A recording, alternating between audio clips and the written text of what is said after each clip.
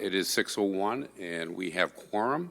I would like to reconvene the Finance Committee meeting of October 4th and 5th. And I'm going to turn it over to our Finance Director, Misty Dodge. You have the floor, Misty. Thank you. So two things just for those of you that are joining us now to remind everyone where the budget is. So the link that's in the packet takes you to the financial records and reports page in the Finance Department, and all the annual budget stuff is right here on that top part of that page. And then I wanted to provide a little bit more information about a conversation we were having at the end of last night about, how our levy limit's going to look in the future. The big piece that I forgot to mention, which is addressed in the mayor's letter, and I just forgot to talk about it last night, is referendums. So how our levy limit world is right now, that at some point a lot of communities are now having to think about doing a referendum. So we're not at that point now. This budget obviously still is able to provide a lot of needed support in our departments, but in the future, I wouldn't be surprised if this council or a future council has to talk about referendums a little more seriously. So the mayor's not proposing that at this point. We're just kind of identifying that this is possibly on our horizon. And whatever council is in place at the time that we start this conversation, they can decide, what the scope is. Is it for public safety? Is it for general needs? What the size of it is? All of those details would be decided at that point. So I wanted to point that out too, because that would be really that next big step if we are finding ourselves in budget constraints. Very good. Thank you, Misty. Our first item on the agenda is human resources. And Sarah Olson will be presenting. Sarah, you have the floor. Great. Good evening, Finance Committee. We started out the year filling brand new positions in HR. So we had, not in HR, but brand new positions across the city due to the town of Madison. So we had 10 brand new vacancies. And then also in conjunction with the Diversity Inclusion Employee Resource Group, we drafted a bilingual incentive policy and procedure. So what this does is gives bilingual employees that are bilingual in Spanish, Hmong, and American Sign Language, or American Sign Language, an additional 50 cents per hour for all hours worked. So a really wonderful initiative. We actually went through testing some of the different providers. It's a live proctor they'll have a conversation with. So it's not something that they, like a test they take over the computer, but they actually will have a conversation with someone. So you'll see later on the total cost for implementing that is about $20,000. And that does not include the cost for testing itself, which is a little under $1,500. And then we also implemented a sign-on bonus program for summer seasonal. These are the positions that mow the parks in the summer, that provide recreational programming for the youth. We were having a really hard time recruiting for these positions. So we implemented a $500 sign-on bonus program, and we were able to get applicants and fill those positions.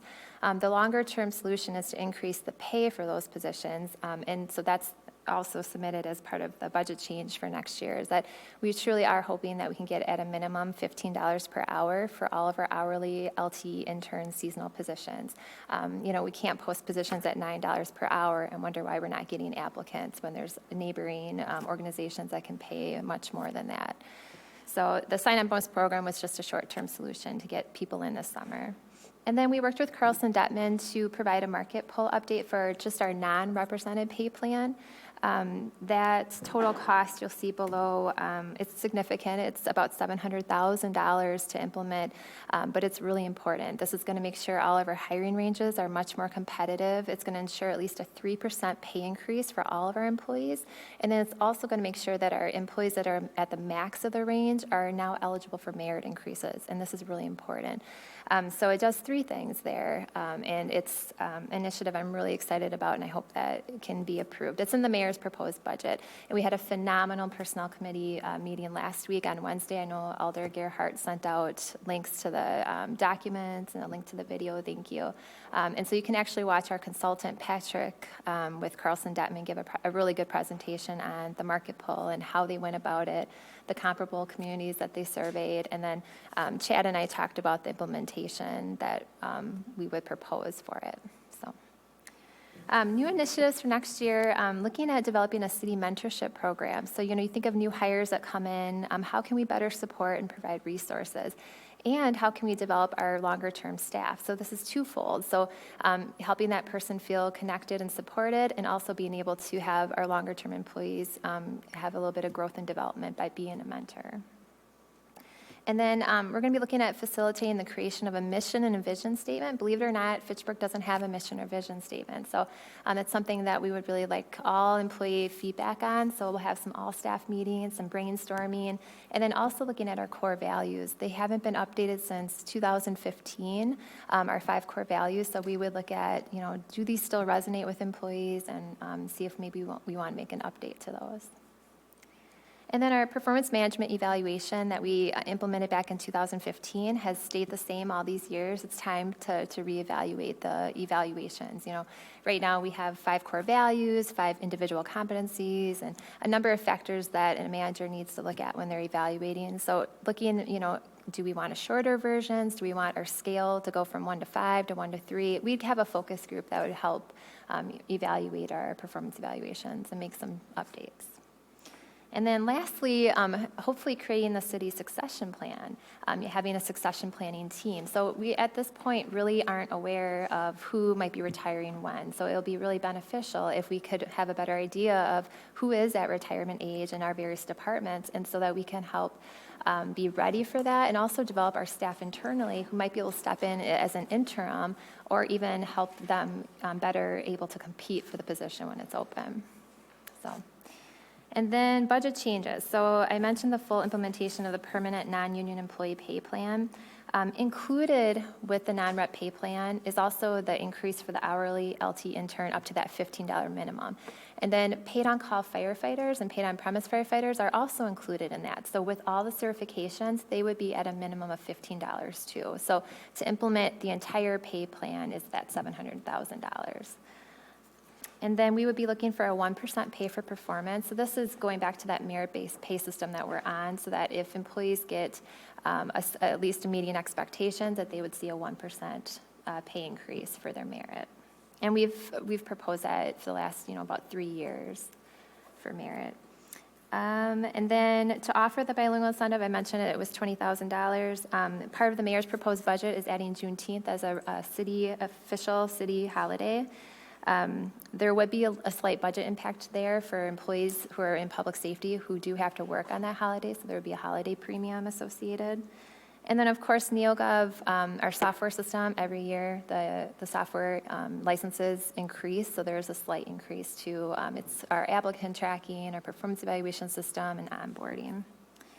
And then lastly, diversity, equity, and inclusion training was added to the ARPA fund, but I'm not sure if it was adopted as part of the adopted ARPA TID closure. If so, we would love the ERG, the Employee Resource Group, to help identify where we could allocate money for training. So that is the main budget changes for HR from this year to next year. Happy to answer any questions that you have. Alder Wheeler. Sarah, could you tell us what the turnover rate is for employees? Yeah, so currently it's 11%. We measure that over the last, so that's just for this year. If you go back to our lowest year of 2020, I think it was 8%. It's been higher in other years, but in my annual report, I have it goes back about 6 years or so, where you can actually see the turnover percentages. It does feel like this year's a high year for turnover, but actually we're still at the 11%. Last year, I think it was 14%, something along those lines. So we might get to that as last year, but 2020 was our best year. And that is pretty universal for a lot of employers. During the pandemic, a lot of employees didn't leave their employer, but afterwards, there were a lot of changes. And should this pay plan help reduce that percentage? Absolutely, absolutely. Because now our employees are going to be eligible for merit increases. So we have large groups of employees who don't get merit-based pay. It's our public works maintenance workers, police sergeants, and police lieutenants. So they are ineligible for merit increases. So that will help retain those staff, knowing that, hey, I'm getting a 3% increase, plus I'm going to potentially get a merit-based increase for next year. So absolutely. Thanks. Yep. Additional question? Yes, Alder Gerhardt. Yeah, I just wanted to acknowledge Sarah and Chad and Misty for working on this market poll and this implementation, because I think this is, I'm very impressed with all the work that went into this and how it was, how the implementation was scaled, because so that different, it's evening out the pay scale across the board. And I'm really pleased that it was able to be included with the mayor's budget proposal, because I think it's extremely important seeing all the positions turning over, and also all the vacant positions that are just so difficult to recruit, how long we're going without having a position filled. So I think this is a great move for the city. I'm really excited, and thank you for all the work that went into that, because I know it must have been quite extensive to make that work. Yeah, thank you. All right, further discussion? Hearing none, thank you. Thank you, Sarah. Thank you. Have a good evening. Next on our agenda is City Clerk, and we have City Clerk Tracy Oldenburg. You have the floor. Yeah, good evening. Thanks for having me here. To kind of go over some accomplishments we've done in 2020 with the absorption of the town of Madison, we've been involved in that. And we did a polling location change for District 1. We lost our current location, so we worked with the Catholic Multicultural Center, and they were generous enough to host us for this year. And we coordinated an additional polling location for the absorption of the town of Madison at the Doxa Church. We're excited to use them for the first time here in November. The governor's race we're currently working on now. That is proving to be an extensive election, a lot of time involved in that, so working on that. We recruited additional election inspectors and trained them. We've done extensive training with chiefs to work at the Doxa Church. Chiefs are a vital, essential part of our election, so that was a big accomplishment. We had them shadow some of our current chiefs now to get them, comfortable in their roles so that they're ready for November. We're continuing to educate voters on the MyVote website, requesting an absentee ballot. We're seeing an uptick in that. And then we implemented the Modus election program. This is the scheduling program. We do training. We can do payroll through this program. It's been wonderful. It's been a huge time saver. It's saved the deputy clerk a significant amount of time when she does the scheduling. So, and then some new incentives for 2023. We're coordinating a polling location change for District 1 with the completion of the Dade County Emergency Management Building. Whether or not that'll take place for February or April, I'm not sure of at this point. It may take place more in the fall for the 2024 year, just to kind of avoid some voter confusion there. A lot of time goes into changing those polling locations, and we don't want to go right from November to have them move to another polling location for February if we can avoid that. But we'll see how that all pans out. After the completion of the Dane County building, we'll have to go there and do an inspection and make sure that they are in compliance with all the ADA requirements from the Elections Commission, and then we can make a decision as to when and if we can move there. So, and then we're considering a polling location change for District 3 based on elector counts. Right now, the town of Madison doesn't have a whole lot of registered voters, so Doxa Church would only be accommodating about 440 registered voters as of today. That could change on Election Day. A lot of people tend to register to vote on the day, but it would make sense to have another ward in District 3 vote there as well, possibly, splitting Ward 11 and creating a new ward, or having Ward 12 vote there as well, so that kind of evens out the numbers a little bit. So we'll be looking at doing that. And then we're going to be researching and implementing publication of the budget amendments and the Common Council minutes on the city's website rather than publish them in the paper. That will be a significant cost savings. You're talking an average around $500 in just the publication of Common Council minutes. So So that's something we're focusing on and trying to get in play for next year. And then implementation of the OpenGov software. This is going to allow residents to apply and pay for their pet licenses. It will also allow them to apply for alcohol licenses, any event licenses that they would want for any event, a sound permit. And it also will help in the routing, payment, open records request, not just for our department, but for pretty much every department in the city of Fitchburg that issues any type of a license. So that's something we're looking at implementing here soon. We're starting out with the pet licensing program. We're hoping to have that up and running in time for the pet licensing year, which usually starts kind of mid to late December, early January. So. And then in significant increases for next year from this year, the reclassification in fuel prices, I think that's kind of standard on everybody's budget proposal. And to kind of piggyback on Sarah, where she talked about the pay increase, you know, we'd have an increase for the election inspectors and the chiefs going to the $15 per hour, and also our LTE assistant to going to $15 per hour. So, and I think that's extremely important. You know, we really want to retain our election workers and our chiefs because they have so much knowledge, and, you know, they're really up to date on the election laws and changes. So we really want to keep them, and I think this is a wonderful incentive that would be doing. And then we're adding a one-time cost and an ongoing cost for our allocated portion of the digital signage. Misty might be able to add a little bit more on that if you have questions. And there'll be an increase in the election account because we will be accumulating another 2 DS200 tabulating machines and express vote machines.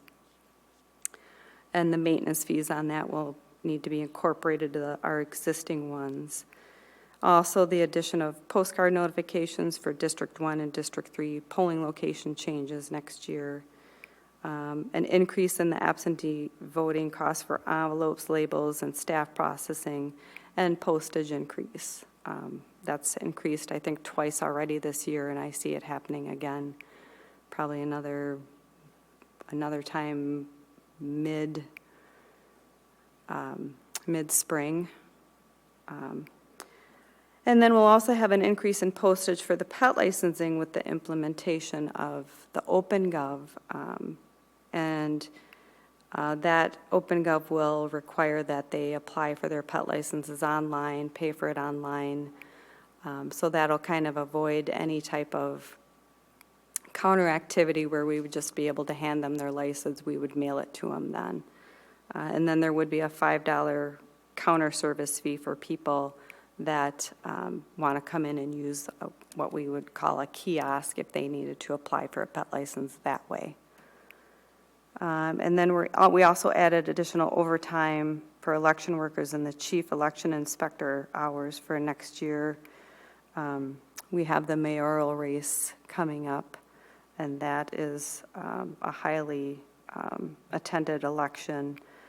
And we're seeing a trending uptick in absentee voting, so we weren't quite sure after 2020 and 2021 how that absentee was going to go, but 2022 is proving, you know, that the turnout numbers are going to be lower at the polling locations, but absentee voting is going to increase just because of the knowledge and the ease of being able to absentee vote.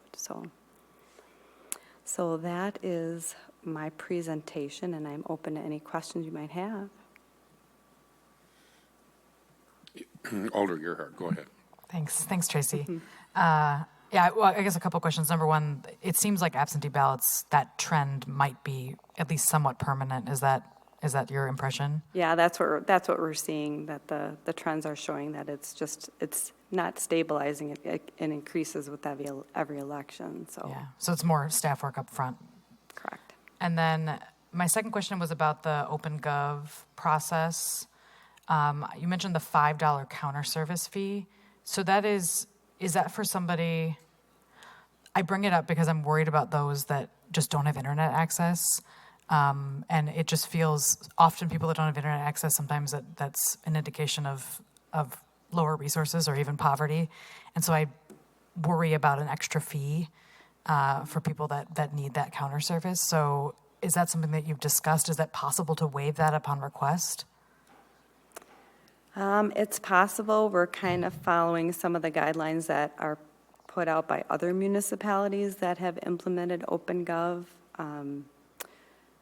just because of the fact that we want it to be more of an online process to help with the payment and tracking and application. But, it's something that I'm sure can be. We can certainly take a look at it. I Discuss, think yeah. the main consideration is we want to ensure that information is entered electronically to obviously minimize the time that staff is spending on entry of things like pet licenses and all the other things. And, what we're hoping to do, and we can certainly continue to keep this in mind, is have a kiosk consisting of an iPad or some similar device at the counter so that perhaps in a case where somebody just goes ahead and uses that device to enter the information and doesn't require any staff assistance, perhaps there wouldn't even be necessary to have a fee associated with that. But if there was some sort of staff time required to go ahead and enter in that information, then maybe it would be appropriate at that point to charge a fee for that. But Yes. definitely have that in mind as far as, not wanting to discourage people from taking care of these sorts of things because they may not have access or because they have to pay a fee if they come to City Hall. So, yeah, we'll definitely look at that and keep that in mind as we look to implement this, without a doubt. Great. Maybe in the meantime, we can direct people to senior center or to library too, because those are usually open during during City Hall open hours. And then the last thing is just thank you for getting that polling place up in the Southdale neighborhood. We're excited. Yeah. Yeah. Randy? Yes, Alder Wheeler. Tracy, when we talked before, you mentioned chief, and due to my background, I was like, well, as the fire chief, police chief, dealing with elections. Could you explain, like you explained to me, what a chief does in these elections? Sure. Chief Election Inspector, they are actually in charge of the polling location. We don't actually assign them a duty because they need to have the ability to kind of float around if anything were to happen, any problems with the equipment, any problems with the voter process. Maybe somebody doesn't have the proper photo ID and not quite sure how to get it, the chief would become involved. And they're also required to document what happens throughout the day so that there's kind of a summary of what happens so that when we're trying to reconcile after the election, we've got that to fall back on since we physically, the clerk's department shouldn't and can't be there. So that's what they do. They're in charge. Okay, thanks. Just one follow-up to that. You mentioned earlier as far as the training as well, do they go through a formal training, or is the formal training through you, or is it outside? Both. I would think it'd be very extensive. Yes, the chiefs, they go through a formal training that's put on by the Wisconsin Elections Commission. It's a 3-hour minimum training that they must do, and they must do it once within every term. They have a 2-year term.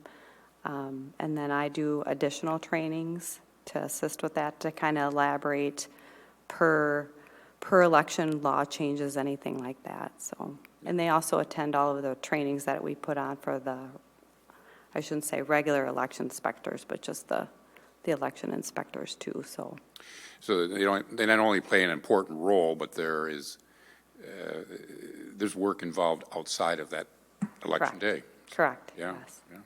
Yeah. Very good. Additional questions, discussion? All right, hearing none. Okay. Thank you, Tracy. Thank you so much. Appreciate your time Have a this good evening. You as well. Yes.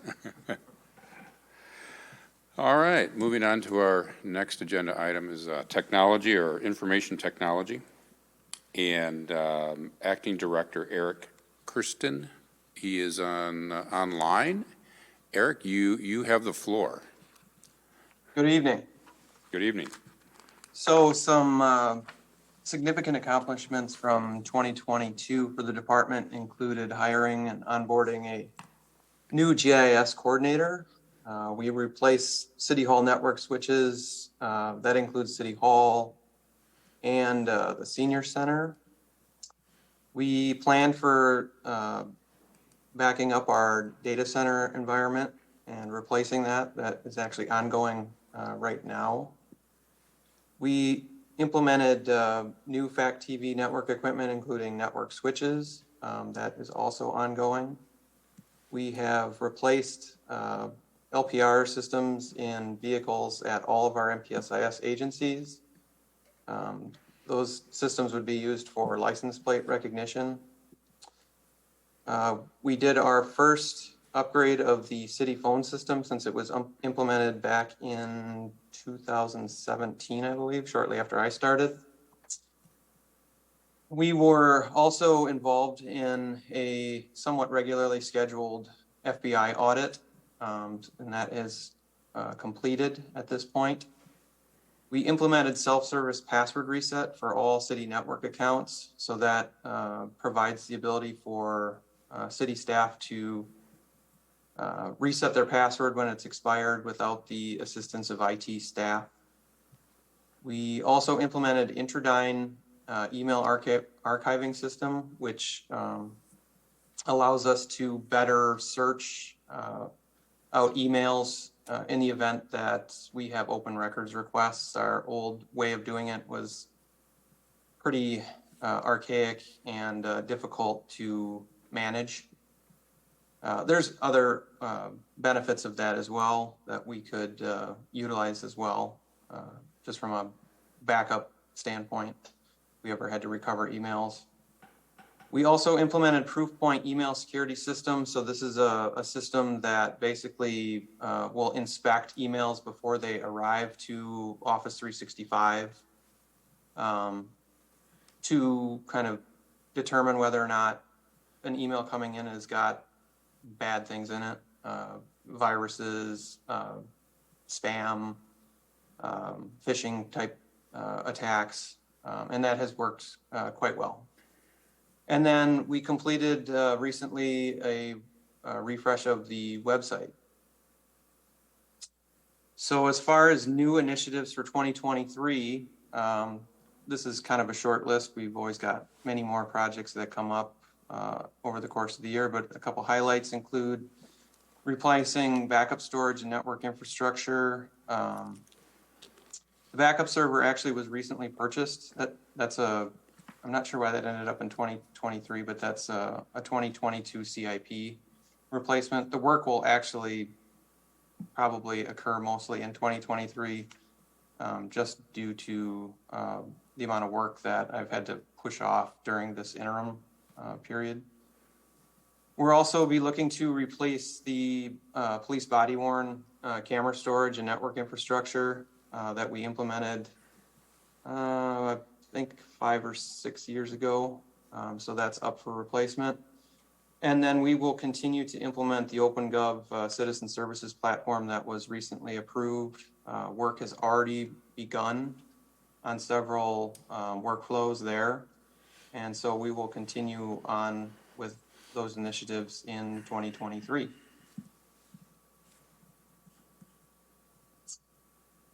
Significant budget changes, not a whole lot changing from year over year. Just a couple things here. Some funding has been added to our 245 account for citywide text messaging services that several departments have requested to be able to contact citizens in the city via text message, which has in the past been a violation of city policy from an open records standpoint. This would allow for that. I believe the police department has identified a potential product that they like, but we have not gone any further on investigating an actual product for that yet. Funding was added for the subscription of OpenGov for an annual basis to the 245 account. And then there were significant increases in software subscriptions and maintenance costs due to added employees, inflation, and other factors, which mainly included Microsoft licensing, Esri GIS, our website, and our help desk system. Funding was also added in our 363 account to accommodate several new cell phone lines that were requested by department heads in the police department, senior center, assessing, public works, and then one for IT. And then the bigger one converted our IT position or our IT intern position into a full-time applications and systems administrator. This position would basically start working on full-time administering enterprise applications throughout the city. With the implementation of OpenGov and the existing major application OnBase that we continue to utilize more and more, we're finding that this need has existed for several years now and that we have a backlog of projects that are pending. The OpenGov project will add to those needs, and it's too important to the city as a whole to assign the project to somebody who currently provides IT support half the time and project work half the time. These business process improvements really need a dedicated resource. I would be open to questions. Very good. Yes, City Administrator Chad Brecklin. I want to thank Eric, obviously, for presenting this evening, knowing that in an interim role it can be kind of difficult to step in and do this. And I would also like to just add a couple of points on the position that was requested in the IT department. A few other things that are happening here with this position and why there's a need for it is, as Eric had alluded to right now, one of our employees who has certainly the skill set and capabilities of working on our enterprise applications like OnBase and soon to be OpenGov and potentially a new finance software moving forward. They're basically being pulled in multiple directions. They're having to take time away from their assignments and responsibilities related to IT support, which means employees throughout the city who are requesting support for their IT services may have a delay in that response because they may be working on these enterprise applications. And then the other support person may also be trying to pick up additional load in order to be more timely with our people. And then one of the big things in this is that this is an opportunity to also create a career ladder within the city for its IT staff. So you can come in, you could begin in an IT support role. There's 2 of those positions and become more familiar with how the city works and operates. And we obviously get a chance to evaluate their skills and abilities. And then this is a position, much like Eric has a network and systems administrator position, or similarly titled. Eric, if I have your title correct or incorrect, my apologies. This would be, again, another opportunity for those folks to move into so that when we have good and talented people who are coming to the city, they can see themselves growing into additional roles and not necessarily feeling like, hey, there's really not much else for me to do. I'm going to look for an opportunity elsewhere that allows me to grow my skill set and do things that may better suit my interests. So I think from a recruitment and retention strategy, this is a vital position as well. Taking just the sheer work out of it, right? I mean, there's more than enough work for the person to justify the need for this. As Eric had mentioned, it's several years in the making. But just looking at it from an entirely different perspective on the recruitment and retention side, it's a vital position also. Yeah, and I can add to the retention piece that to accommodate the somewhat expedited workload on OpenGov that we've got going on right now, I've had to ask one of our IT specialists to cover the help desk for about a month now. Generally speaking, the IT specialist will go 1 week on the help desk, and then the next week they'll go on project work. So one of them has been on the help desk now for about a month. And he's been open to that, and that's been helpful to be able to accommodate the, the workflows that we're trying to accomplish in OpenGov, but it's not sustainable in the long term. The help desk can be a grind, and asking somebody to be on that all day, every day, indefinitely, could potentially be an issue with employee retention. Very good. Additional discussion, questions? Yes, Alder Rada-Frada. Yes, this question is for Eric. Eric, what are the cyber security plan that the city has in place? Do you have something more specifically that you're Yeah, we I don't want have to a know what- yeah, I want cybersecurity to- policy if that's what you're looking for. If the city has in place a policy in case of a cyber attack or something like that. No, I think that's an excellent idea, particularly from a response standpoint. If for some reason we were compromised in some way, certainly it would be the IT department's responsibility, and I think it would probably be outside the scope of IT's responsibility as far as getting in front of it. Potentially if we were a front page story. Mm-hmm. Obviously, we would have resources that we could call on to assist us with getting our feet back up and operating from an IT standpoint. But also, we would look to administration to help us out with potentially talking to newspapers, press, anything like that. Those are certainly things that need to be considered in the future. And I think those are we do have an IT director that we've hired. He will be starting end of the month, and certainly that's something that we can begin discussions with him when he starts from a long-term strategy standpoint. Okay, it would be great because we need to, it's kind of like every company now has a cyber security attack plan, in case how to react, how to protect the information that they cannot reach out while they are, reaching out to the information, you know what I mean? Yep. And since we have a lot of, Yeah, I would say we certainly operate from a best practice standpoint in our department, and from a, we're not going to give people access to things that they don't need access to. So we're generally considerate of the security of the network, and certainly I am in my role, my normal role as network administrator.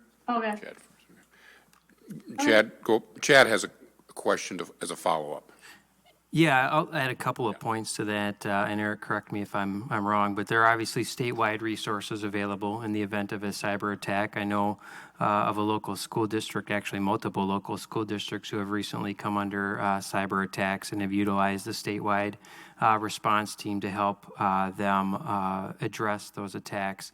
And then I also want to share that within the last 3 years, our city's insurance company, CIVMIC, has done an assessment of our security practices. And as a result of that assessment, I know that there were some modifications made, but by and large, overall, that assessment was very positive of the policies and procedures and the things that we have in place. And in fact, CIVMIC has a couple of tiers of municipalities based upon the level of I guess, security measures and best practices they have in place. And we were in the highest tier that they have available. So I know that our previous IT director took this responsibility very seriously and has positioned the city very well. And I do have on my to-do list for the next IT director to reach out to CIVMIC to talk to them about having another assessment done. So that we do that on a very regular basis, recognizing that cyber threats change very quickly and quite often. Yeah, and I would add to that, that's a good point by Chad with the cyber response team. I'm actually a volunteer member of that cyber response team. I'm not to the point where I do on-site responses yet, but I do participate in meetings, and so I'm well plugged into that cyber response team. And if the city needed assistance from them, certainly I would have a good conduit into that program. Alder Wheeler? Yes, do you know the costs of having the vendors build additional solutions or modules for the enterprise software? I wouldn't be able to give you a number off the top of my head, but it's significant. The other issue, I know what you're getting at there, us doing it in-house versus doing those projects with contractors or with our partners. I could get back to you with numbers there. I know right now we're working on an on-base project for agenda management, and I'm seeing the invoices come in, and they are expensive. The other issue that goes along with that is that if we're pushing those tasks off onto contractors, we're still seeing a significant amount of staff time in the department in organizing the requirements with other departments in the city to make those projects work. We're also losing the opportunity to learn those projects. So I look at it as an opportunity for an employee internally to build that process and then be able to use the skills that they learned in that process for future processes, if that makes sense. One thing I would add to Alder Wheeler is that even when we hire outside consultants for tasks like this, you still need, as Eric has mentioned, heavy involvement from internal staff because they are the ones who are familiar with the city's operations, the processes, and how things need to work internally. And somebody has to explain that to the consultant and be working with the consultant to make sure that those things are being addressed. And that's really the hardest part. Thank you. That's actually what I wanted to tease out because working for Madison, we implemented a lot of software solutions and it's not easy and it costs a lot. So if you had a cost to it, I thought it would be good for the public to know. But yes, it is expensive. Yep, and it certainly would be different based upon, a particular project may be more than some other project just based upon the requirements.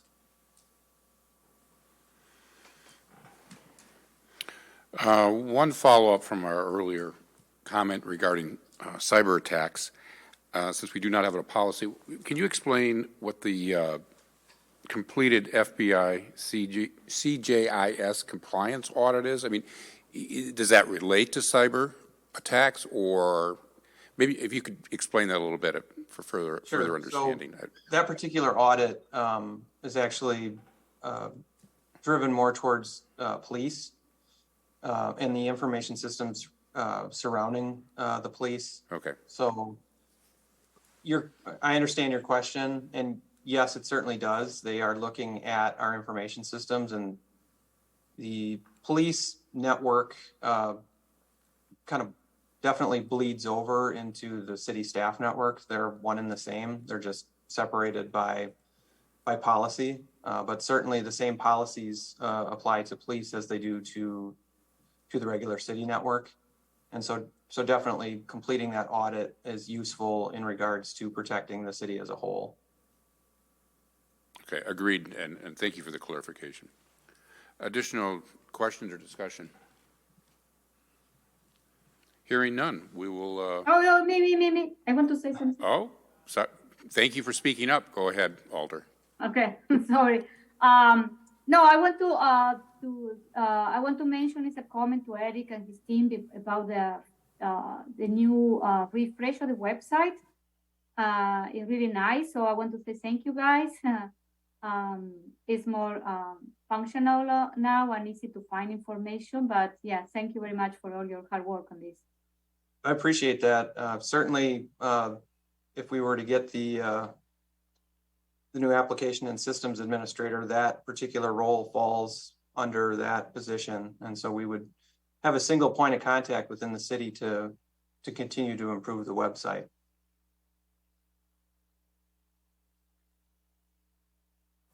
Additional questions, discussion before we move on? Seeing none, thank you very much for your time this evening, Eric. Have a good night. You as well. Next on our agenda is Fact TV. And Jeremy Crosby will be presenting. Jeremy, the floor is yours. Thank you, Mr. Chair. Good evening, Council. First, I just want to thank my staff, second to none, for the work that they do day in and day out. We had quite another crazy year, and I'll just point to one stat above, Misty, if you can go back up to point something out there on the total productions will be the first line there at the top. We're projected to be this year in 2022, close to the 650 mark for productions. We're still not back to the kind of the same things we were doing pre-COVID, but we're still doing the same amount of shoots and production. So eventually those things are going to catch up, and I think that has been happening here late with productions and things that FactTV has done over the year. So it has been a busy year, and that's the staff has done a great job of handling, even with the departure of a staff person about mid-July this year that had been with us for a long time, moving over to Public Works. And then we had somebody for a while. We just hired another person. So you'll be meeting a new staff person here real soon. But thank you to the staff for adapting and making my life a little bit easier, but also helping out you guys with everything in city staff. Accomplishments for the year, Town of Madison was a big undertaking by myself and Lisa and all the staff, but definitely being on the forefront of the communications plan changed my world starting in February, and it's been great to meet everybody. But a lot of my time this year was focused in the Town of Madison on communications, and it's been great. We got to meet a lot of great people out there, and I'm really pleased with how our communication plan was done and the results and the people picking up on there is a change coming on October 31st. We also have upgrades coming, I promise, coming for the meeting rooms equipment. I know we have some issues going on in there, and we are really close to getting that moving forward here. We have returned to more live and local event coverage, including our sports coverage. We did have an upgrade on our head-end system as part of budget and CIP from last year, which also helps us move on our long-term plan of cutting down our channels. So now we're down to 2 channels, but also working to keep our budget in mind and still provide the same amount of great service, but where people are actually watching via stream and other multimedia platforms. We have an upgrade coming now next year for digital signage. That was supposed to be this year, but is being moved to next year, and then implemented our channel plan and update to decrease again from that 2-channel to, or 3-channel to 2-channel service as part of the head end, which again is a strategy that we've been using or have had in place, and we'll continue to move forward with streamlining both our community production and our government meetings. We don't have a lot of particularly new stuff in the budget for coming up, but new initiatives for next year. I do and have reached out to Chad about communications, on-site communications, sort of like what we had done with the Town of Madison, looking at building a group here to continue and do strategies that are taking our services and bringing information to the residents all across the city of Fitchburg, like we have done in the town. So we'll be working on that. We'll continue with our Town Madison outreach plan into the first quarter, and of course roll them into what we do citywide. But that's why we are looking at reviewing our communications plan. And we'll continue to provide our sports coverage out at the Verona Area School District. As a reminder, the Oregon School District has a television station based out of the high school, which provides the Oregon School coverage of events. And the city of Madison does have a channel, and I don't know how they're utilizing it, the school district, that is, how they're utilizing it. But they do charge us and other entities to come out and do sports in their area, and we are not willing to pay to broadcast sports. If anything, we would flip that and say, hey, we'll broadcast it if you want to pay us, but that's a different story. So Verona has been gracious enough to work with, not only as a partner on the paid production side, but also helping us on our community side. And it's great to show local sports. We find a lot of stations across the state do provide this coverage.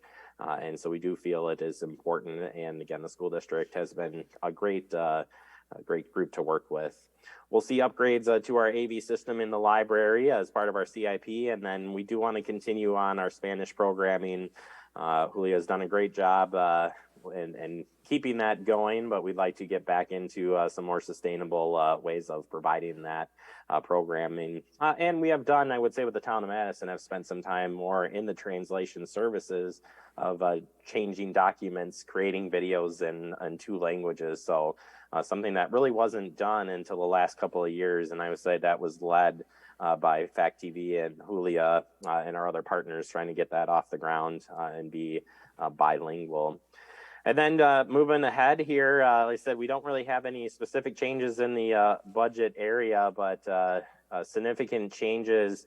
I'm going to leave it up to Misty to explain how it all works in the final piece there, but the fuel purchases have been moved. Increase in travel and training, we kept that pretty low, but we were advised by our wonderful HR department to spend some more time on getting in some conferences and continue ed training.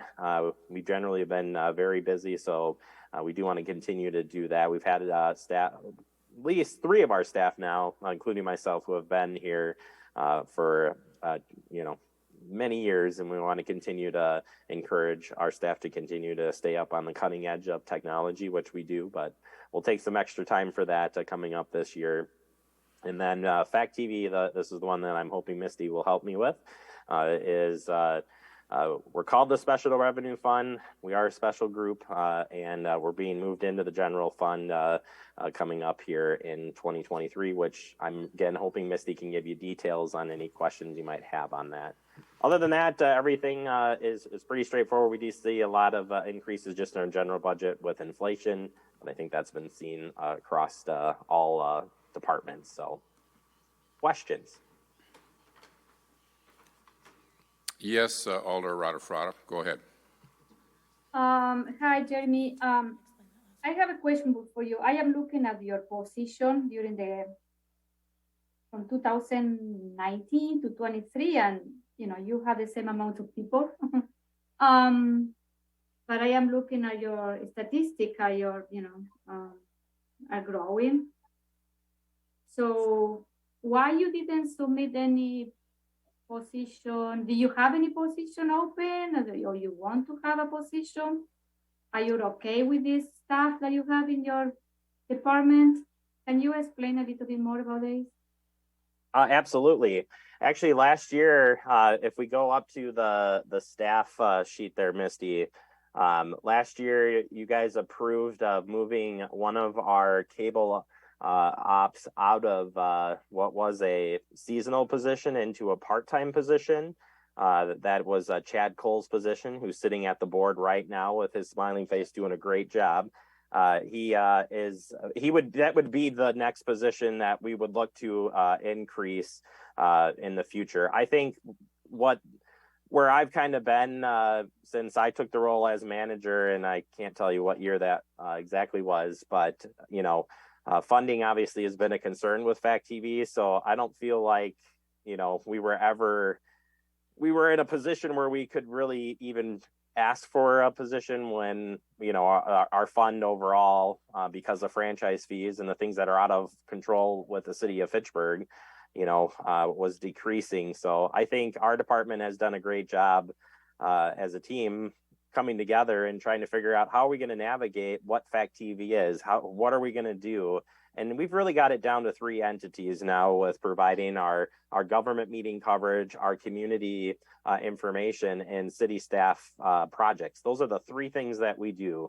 You asked me 5 years ago, I would have said we do 200 things, but really we have narrowed that focus. And I think a lot of it is we're really doing the communications of the city of Fitchburg.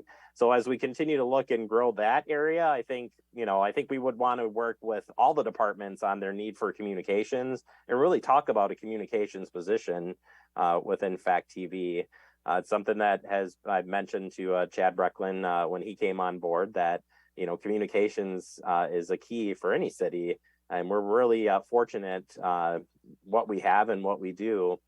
But we can still continue to do better. So long answer here is eventually, I think a communication, continuing that communications will see an increase, see a position in that realm. But at this point, with what we have and what we're doing, we're status quo. We can't grow anymore at this point, but we also continue to sustain what we're doing. But I did want to point that out that, again, we're not back to, we are doing other things that we weren't doing pre-COVID that we are doing with COVID now. Some of that's going to get a little bit easier with the upgrades that we have coming in the meeting rooms.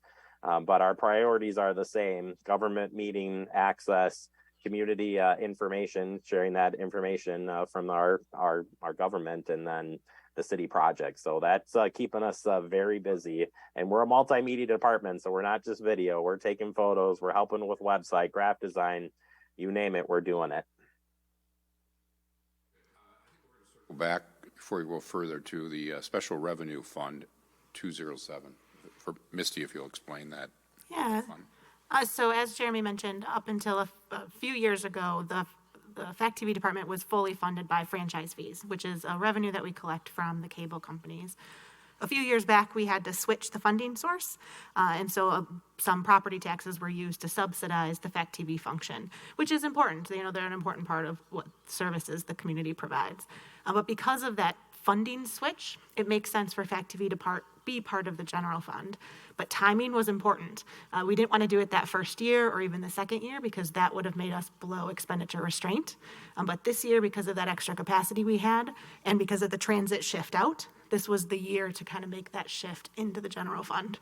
So their functions aren't changing at all. It's just how their accounting happens. Very good. Thank you. Thank you for that explanation. Alder Rada-Frada, go ahead. Yes, I have a question, Misty. So we are the general fund will absorb all the cost from this department, or we are still collecting some in the future? We are going to still collecting some franchise fee revenue. So we do continue to collect franchise fee revenue. That's just shown as a revenue within the general fund now. The one piece that's not moved over to the general fund yet is the capital. So the Fact TV Special Revenue Fund used to take care of the operating and the capital. The fund balance that remains in the Fact TV balance as of the end of this year, we're going to transfer that to the CIP and have that sitting there to continue to pay for the capital costs for a few more years before the property taxes have to start subsidizing that piece as well. But yes, all the other activity from that separate fund is being moved over to the general fund. Okay, so I follow a question about that. So the fund account 207, that one is the one that you're going to transfer to the CIP? The balance that's left at the end of the year, yes. Yeah. So okay. There's the two charts on the executive summary. So there's the Fund 207, which is when they were kind of their separate fund. And then they were moved over to Fund 100, which is that separate one as of 1/1/23. And so whatever balance is left, and I have an estimate in the budget to show that money transferring out, but whatever money is actually left at audit time with the 2022 budget, we'll move that out to the CIP. Okay, the question is, I hope we are talking the same thing. On page 313, I think it's 300, yeah. That one I'm talking about, the 207. Yep, so the only thing that's remaining in this special revenue fund for 2023 is whatever that remaining balance is. So yeah, this is that transfer that's going to go out to this capital projects fund and be used to pay for the next couple of years capital purchases for Fact TV. That won't last forever. That money will eventually run out, but the CIP is planning for that right now. So if you look at the various CIP projects that Fact TV has, they show that it's fund balance applied and then it switches to property tax in a couple of years. And if I could just say, follow up on that too, I think the strategies that we've implemented in the last several years has been on the notion that this was going to happen. So that plays into why we cut down to 2 channels, why we are narrowing our focus and really trying to be right in there, because we know that this was happening. We knew that the franchise fees were continuing to go down. And as a reminder, franchise fees come from people buying cable boxes, right? When you buy cable boxes in your house, you're getting charged the fee. when you're not paying for cable, we're not collecting a fee. And as people continue to cut the cord, we were hoping that it would be offset with the new construction, but technology and where we're at now, it's all about streaming, and we're there. We've been streaming and doing all of those things, but as a funding piece of it, I think we've adapted as a department to not as traditional TV station as much as our three main focus areas. Yes, Alder Rada-Frada. Yeah, no, I want to make a final comment. I want to say, Jeremy, to you and your team, you're doing a great job. I had the opportunity to work with you and your team closely, and you are very professional. You're caring about, what you're doing in the city. And thank you very much for all the outreach to the new neighborhood and the town of Madison. And for also, I am glad to see that you want to expand the Spanish programming for 2023. This is great too. So I want to say thank you to you and your team. You're doing a fantastic job.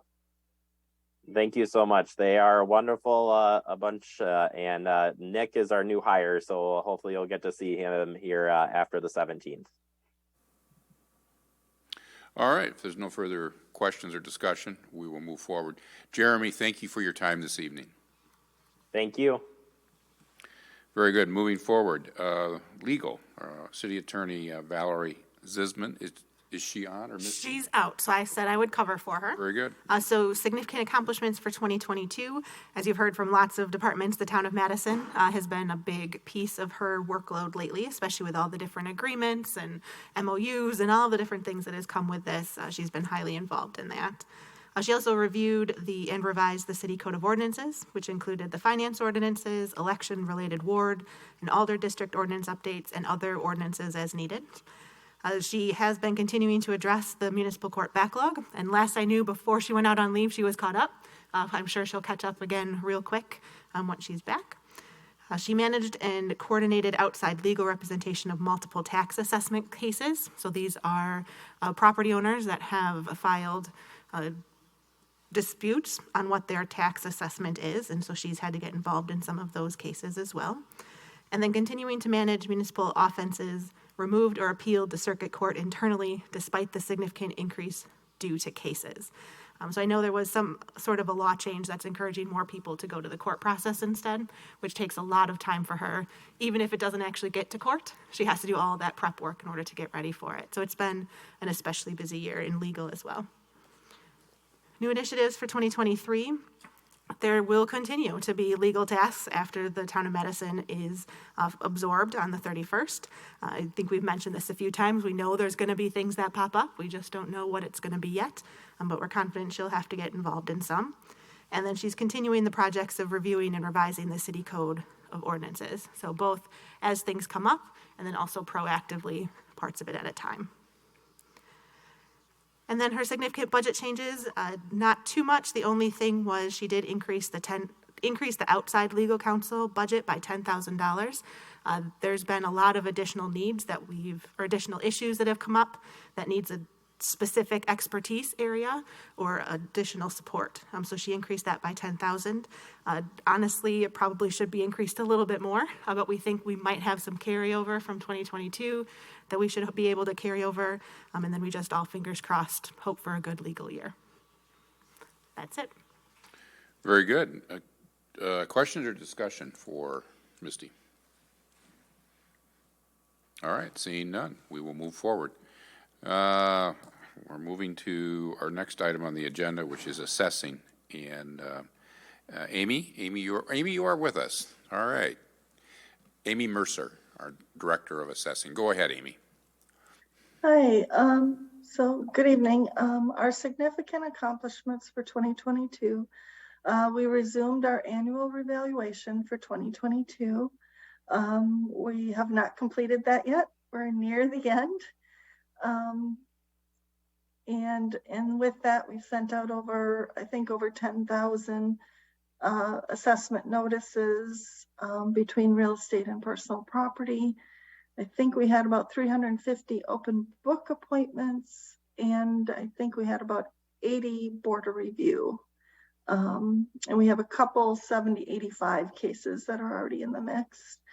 We've been preparing for the town of Madison, where we will, as soon as we complete this role, they will begin listing all of those new properties. We'll go and visit each one of those properties.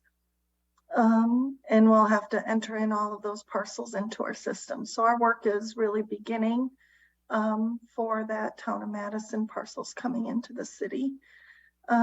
We've been preparing for and defending various assessments that are currently in litigation at the circuit court level.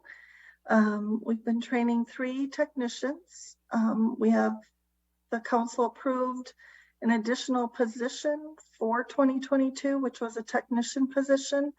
But we've had to underfill the residential appraiser and the property appraiser with the 3 techs. So we're training all of them and bringing them, teaching them to advance their career in the assessment industry.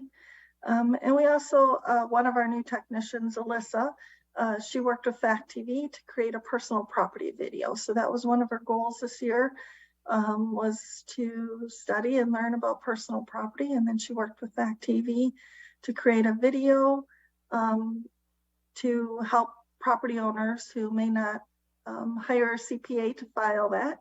And so some of our smaller mom and pop businesses, it will assist them with filling out that form themselves.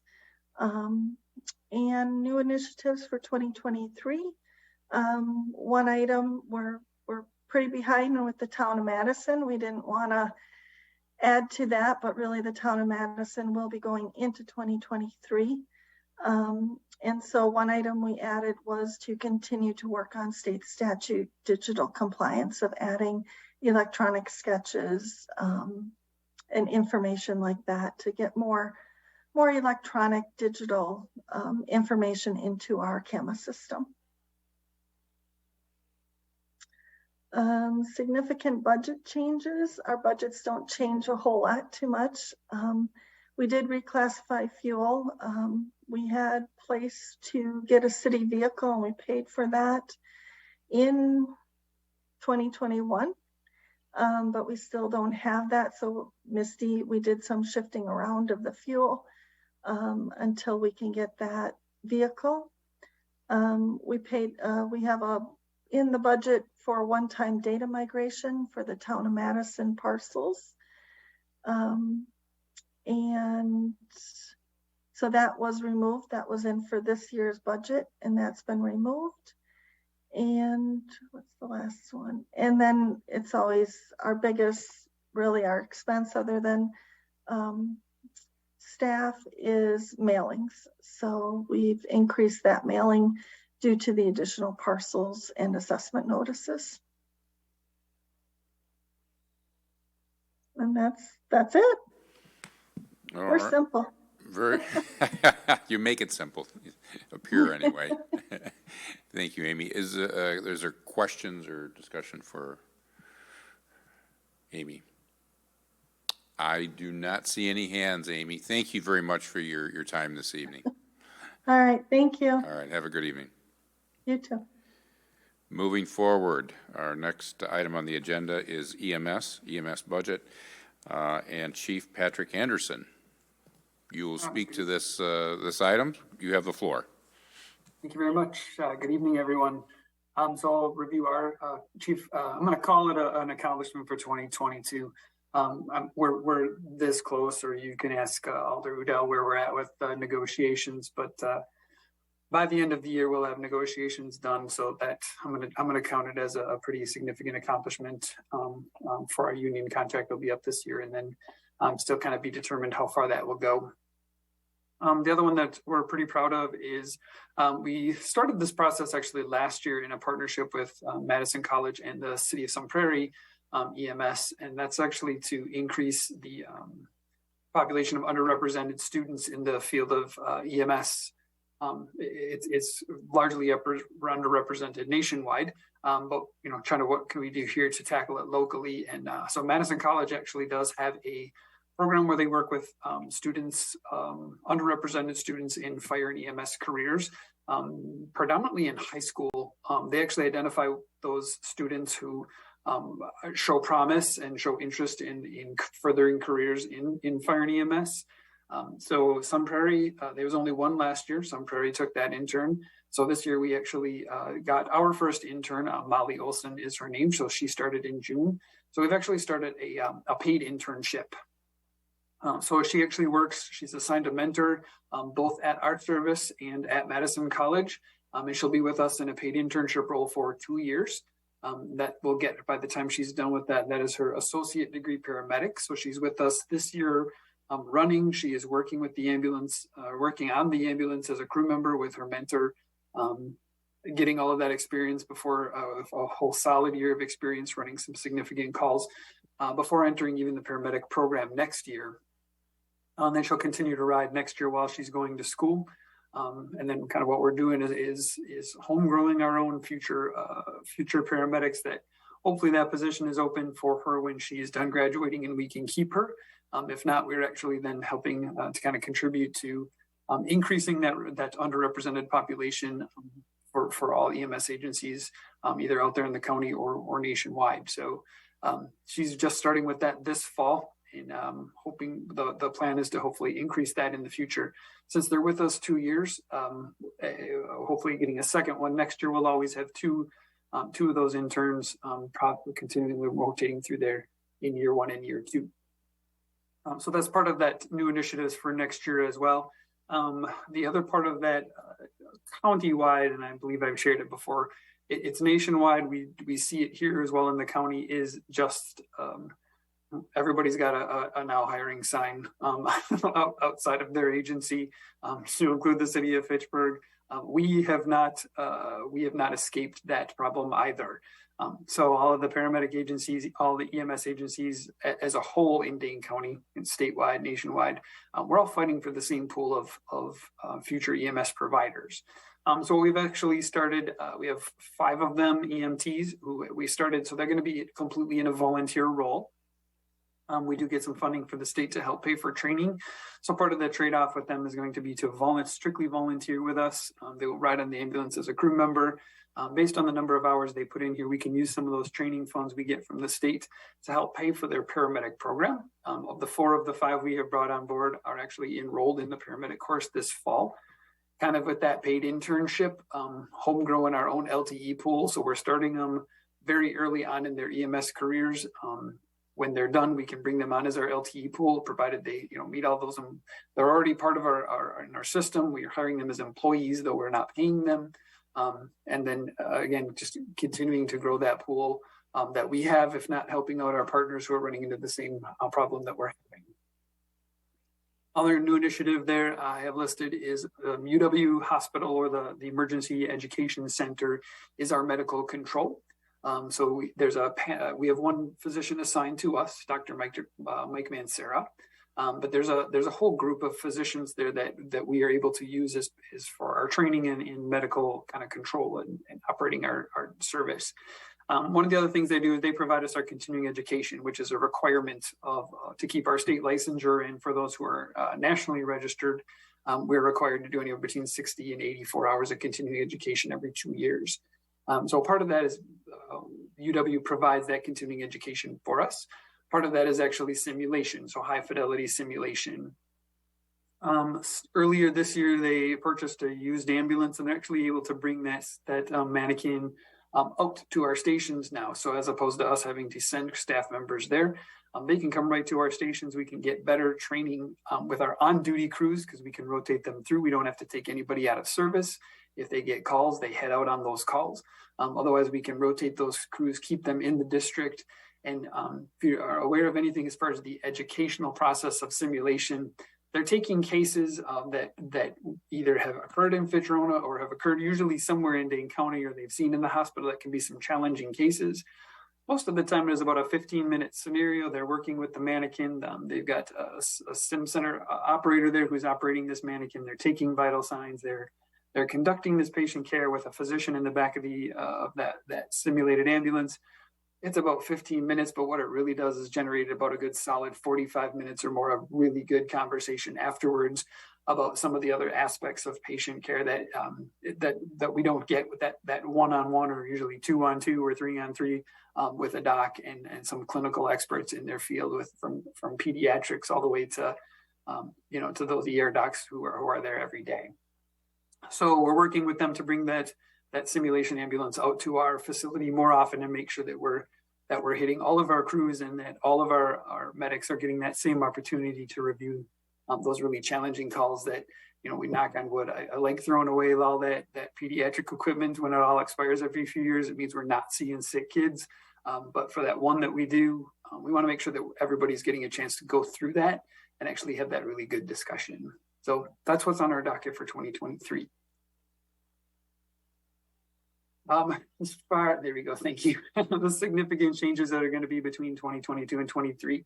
The commission who sets the base rates, they did actually go back in about every 2 years. We look at our base rates, what we charge for our services. We compare it to the services around us. And we actually did increase those rates in the beginning of 2022. We weren't at the bottom by any means. We still aren't at the bottom. We are not at the top by any means, but we actually did get a pretty significant raise in there as far as our base rates go. So looking at how that affected our run income, there's a pretty significant increase in run income. One, based on those rates. The second one is, if you have followed the news at all, the state has actually almost doubled their medical assistance reimbursement for EMS providers. It's still nowhere near what we would get from insurance, private insurance, or it doesn't even approach Medicaid or Medicare funding. But doubling $110 is still a pretty significant reimbursement. We've actually been able to see that as well come in as far as what our run income is going to be. On the plus side of that, if you remember how our operating budget is done, we take all the potential operating expenses we have, and estimating what our run income is going to be based on past performance of what we've seen for run income, and go back, and once I subtract that potential run income, what is left over there is then divided up by the municipalities based on equalized value. So the current projected budget for Fitrona for 2023 is 48% of our budget will actually be paid for by user fees, leaving the municipalities to pay for 52% of our operating budget, and then divided that based on municipal entity, which I think it's a year later. Fitchburg, I think, is at 54% of that. Other things we'll see in there is, because we are all competing for those same LTEs to cover our shifts, I raised LTE wages to stay competitive. All right, we try to work collaboratively. I still work with my cohorts out there, and I give them the harsh words of, as much as we want to take care of them, but when they increase their prices or increase their wages, I have to increase my wages. So we're all fighting for those same people. So there was a pretty significant increase in wages for our LTE pool. And again, those LTEs that we use are used to cover for all of our vacation time, our paid time off, sick time. They cover a lot of our contracted events for us. Just known over time as almost 350 shifts a year. It's about 2.5 people worth of time that those LTEs cover. So a huge amount of value they provide to us, that they prevent us from, or they allow us to fill those shifts at a lower cost. But it's the cost of doing business. They are essential to our operating environment. One of the other things you'll see some of the increase in our overall budget. One of the things the auditors hit us up on every year is that they tell us we're over in our staff support, our staff wages. So over the last 2 years, when we've started to increase our support of Alliant Energy Center events, though we charge for those events, we have figured out what if I sent my 2 most expensive employees there, plus wages, plus benefits, plus retirement, and everything that goes into that employee, we figured out to cover 100% of our costs to send those employees out there. Now, I don't always send my most and 2 expensive employees out there. If I can get an LTE to cover that that event, then it doesn't cost us as much. But that line still comes out of the wages line. So that's historically what we've been over by. help kind of take care of some of that, in addition to not roll that over to the municipalities. It's kind of this artificial overage. We looked at the last 2 years and said, what did we bill the Alliant Energy Center for support? We actually added that into our run income line. So I believe the number that's in there, and I think the document is in there, is we added about I think it was like $25,000 into the salary line. And we've also added another $25,000 into the expected income line. So you'll see, right? You'll see a increase in wages in there, but part of that is offset by what we expect to come in from those contracted events. If we would end up in, it's an intergovernmental agreement we have with the Alliant Energy Center because they're a county organization. If they decided to not work with us anymore, because technically it's in the city of Madison, we actually have a pretty good partnership. Some of those larger events we just can't support. I don't have the staffing to do it. So we've actually, World Dairy Expo is this week. It's a prime example of, we have an ambulance with 2 crew members out there every day. And then actually the city actually has 2 EMTs and a chief out there every day. So it's actually been really good for both of our departments as well as the county to get a couple of different agencies in there. We're not stripping their resources. We're not stripping our resources, and working really collaboratively there. But if they decided to end that agreement with us, it's actually not a huge deal as far as that budget goes, because we wouldn't be expending those dollars that I wouldn't be getting in.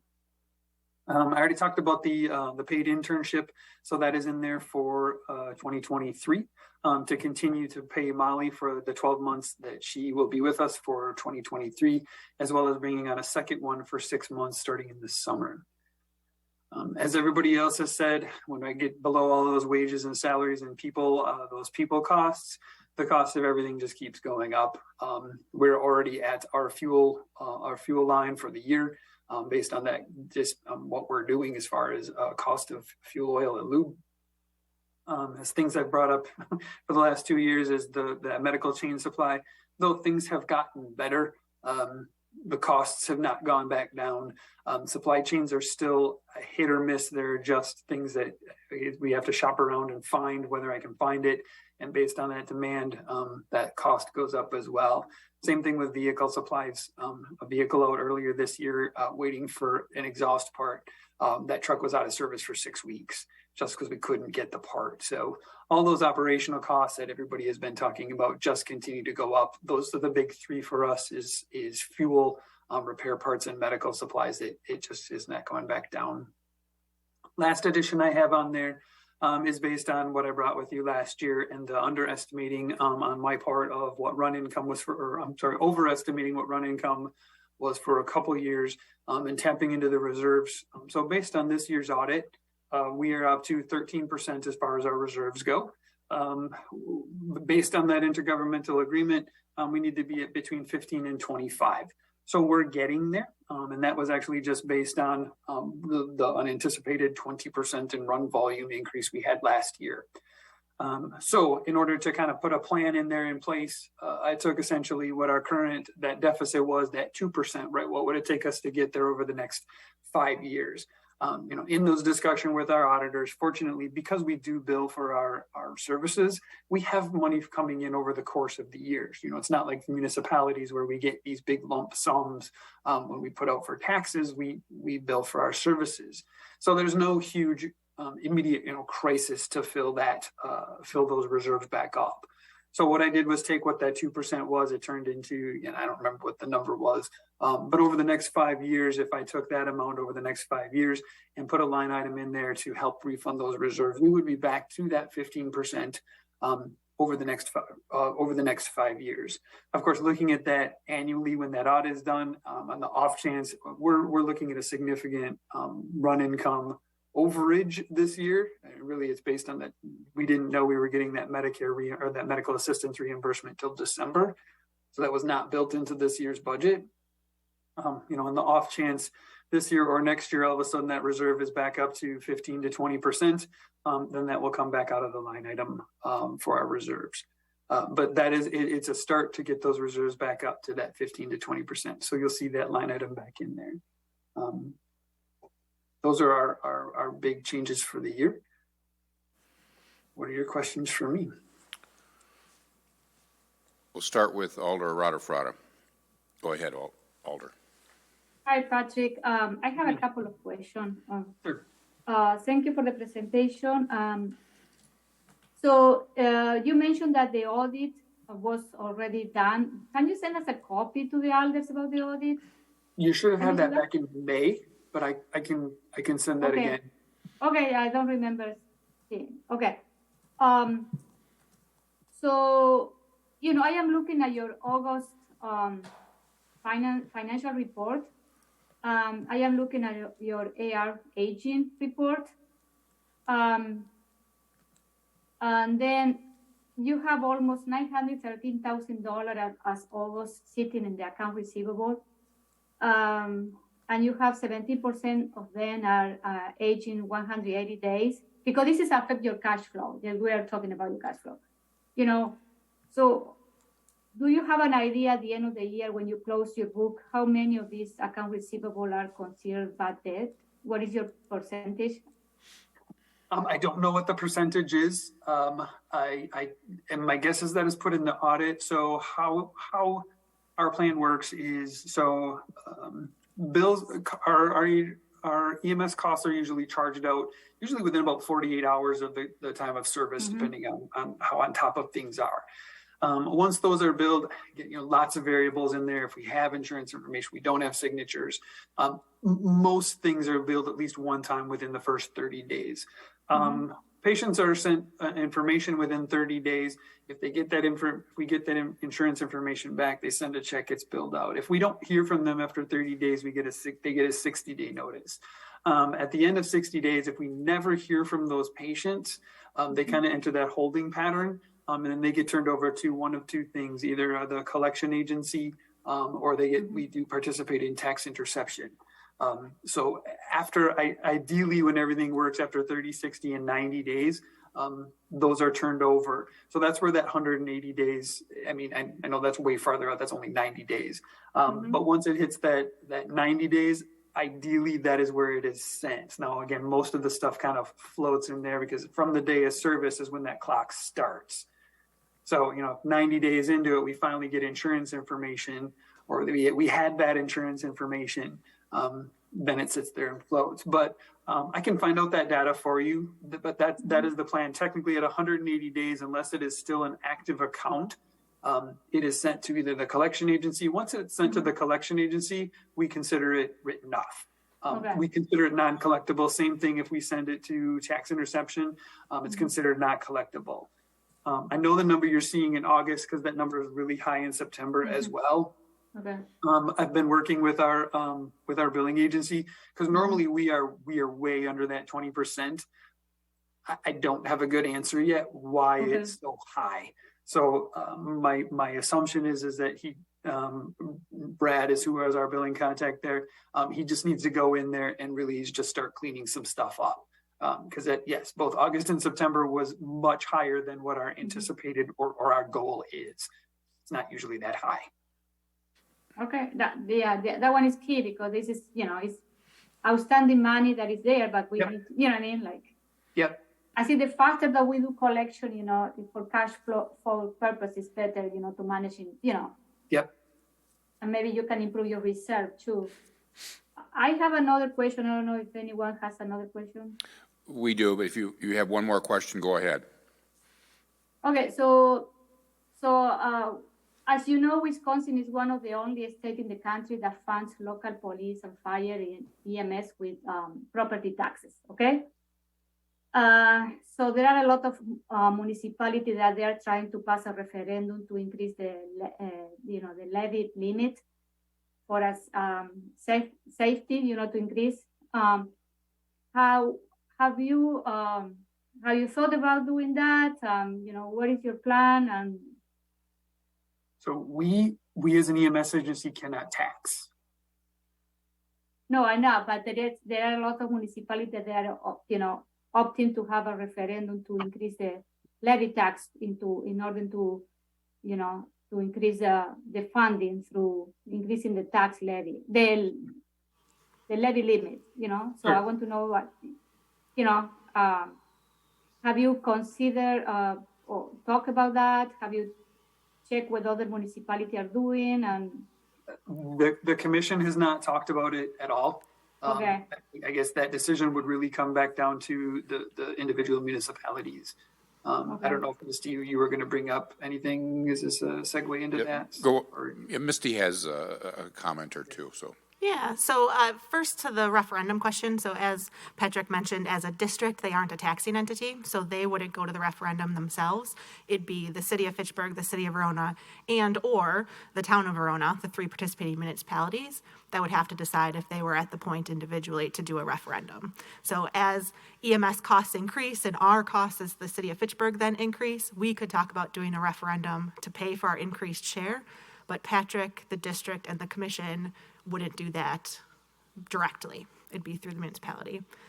The other thing I'd like to talk about, if I may, unless there's another question, and we talked about it a little bit yesterday, but there is that levy limit adjustment that municipalities are allowed if the total amount that the district charges to all of the jurisdictions is less than CPI plus 2%.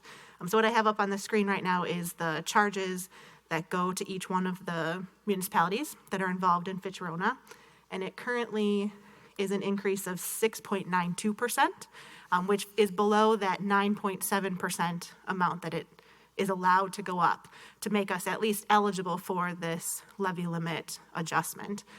The big hurdle there, though, not just this, is that we have to get all 3 of the participating municipalities to pass that resolution.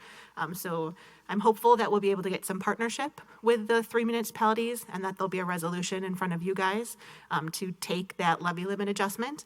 But if we qualify for it, then the full $68,944 that Fitchburg's going up this year is our levy limit adjustment.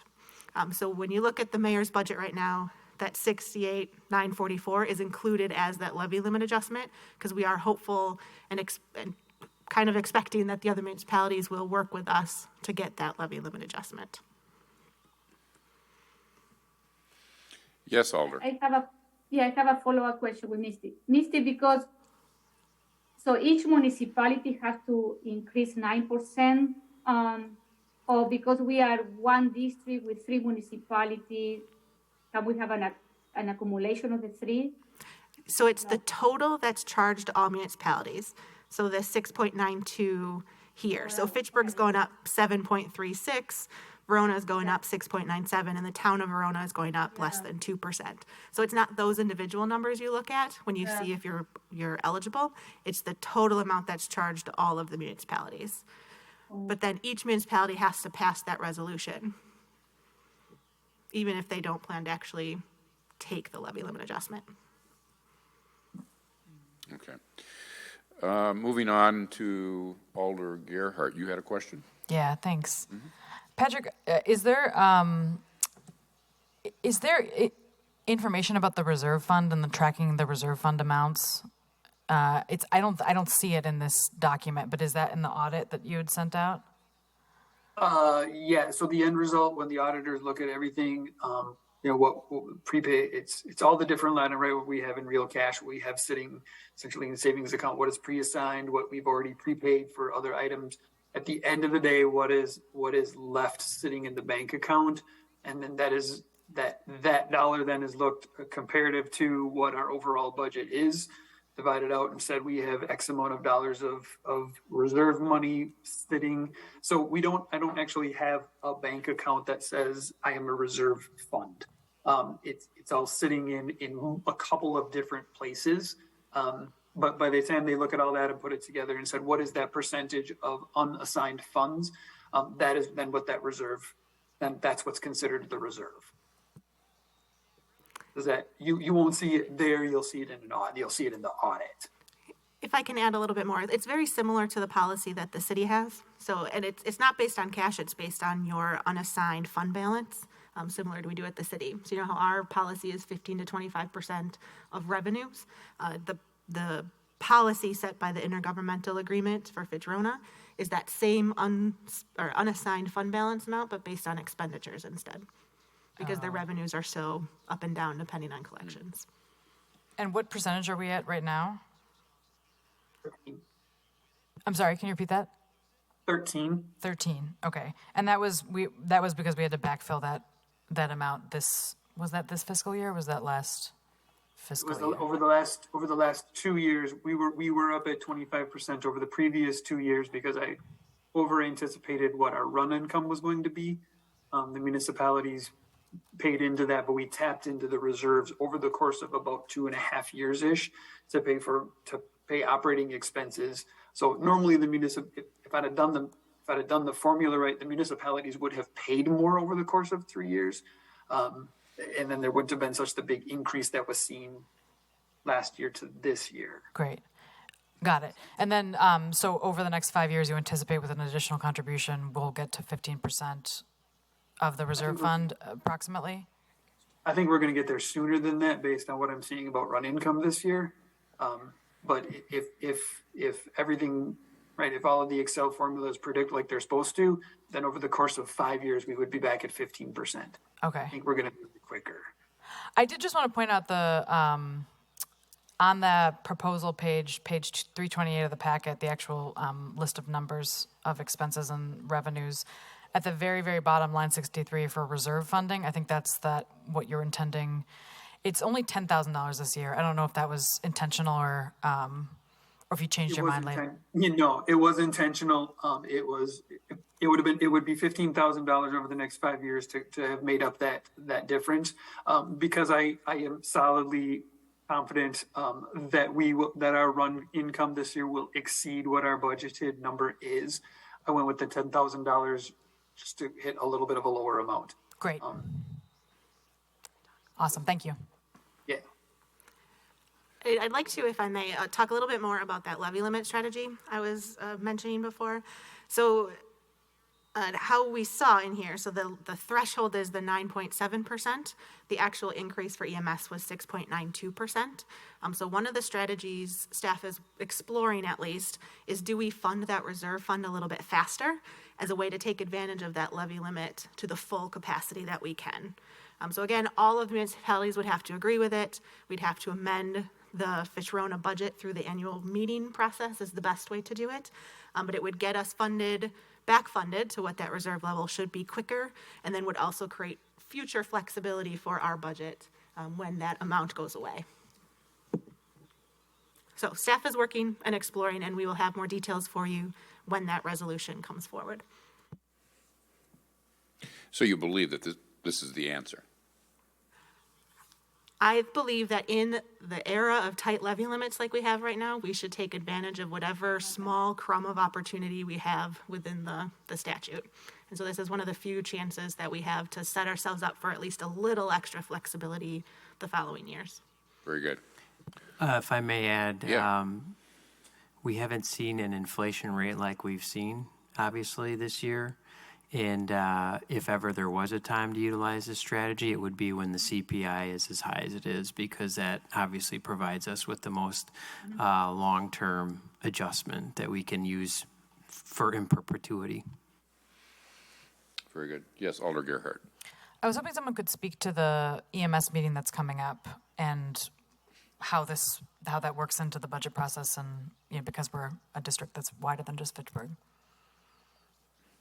So it's October 20th, I think is the date. It's the third Thursday of October. I don't know if somebody wants to verify that date for me. So every year, and it's based on the intergovernmental agreement, every year in October, it's an annual meeting where all the municipalities get together. Now, historically, the intergovernmental agreement said that was the meeting that approved, right? I got the date right, sorry. That was the October 20th, thank you. 20th. The previous intergovernmental agreement said that was the date that the municipalities approved the Fitchburg budget. But it was also written in that intergovernmental agreement that the budget was still subject to the normal budget approval process, which meant that sitting there and voting and having carrot cake on the third Thursday of October was largely ceremonial because it didn't really mean anything. It still actually had to go through all the municipalities. So when we looked at the intergovernmental agreement, I think it was actually earlier this year, or it was last summer, we took that line out of there because, again, it didn't really mean anything. So our budget is still how it works for us. I presented to our commission in somewhere between usually April, May.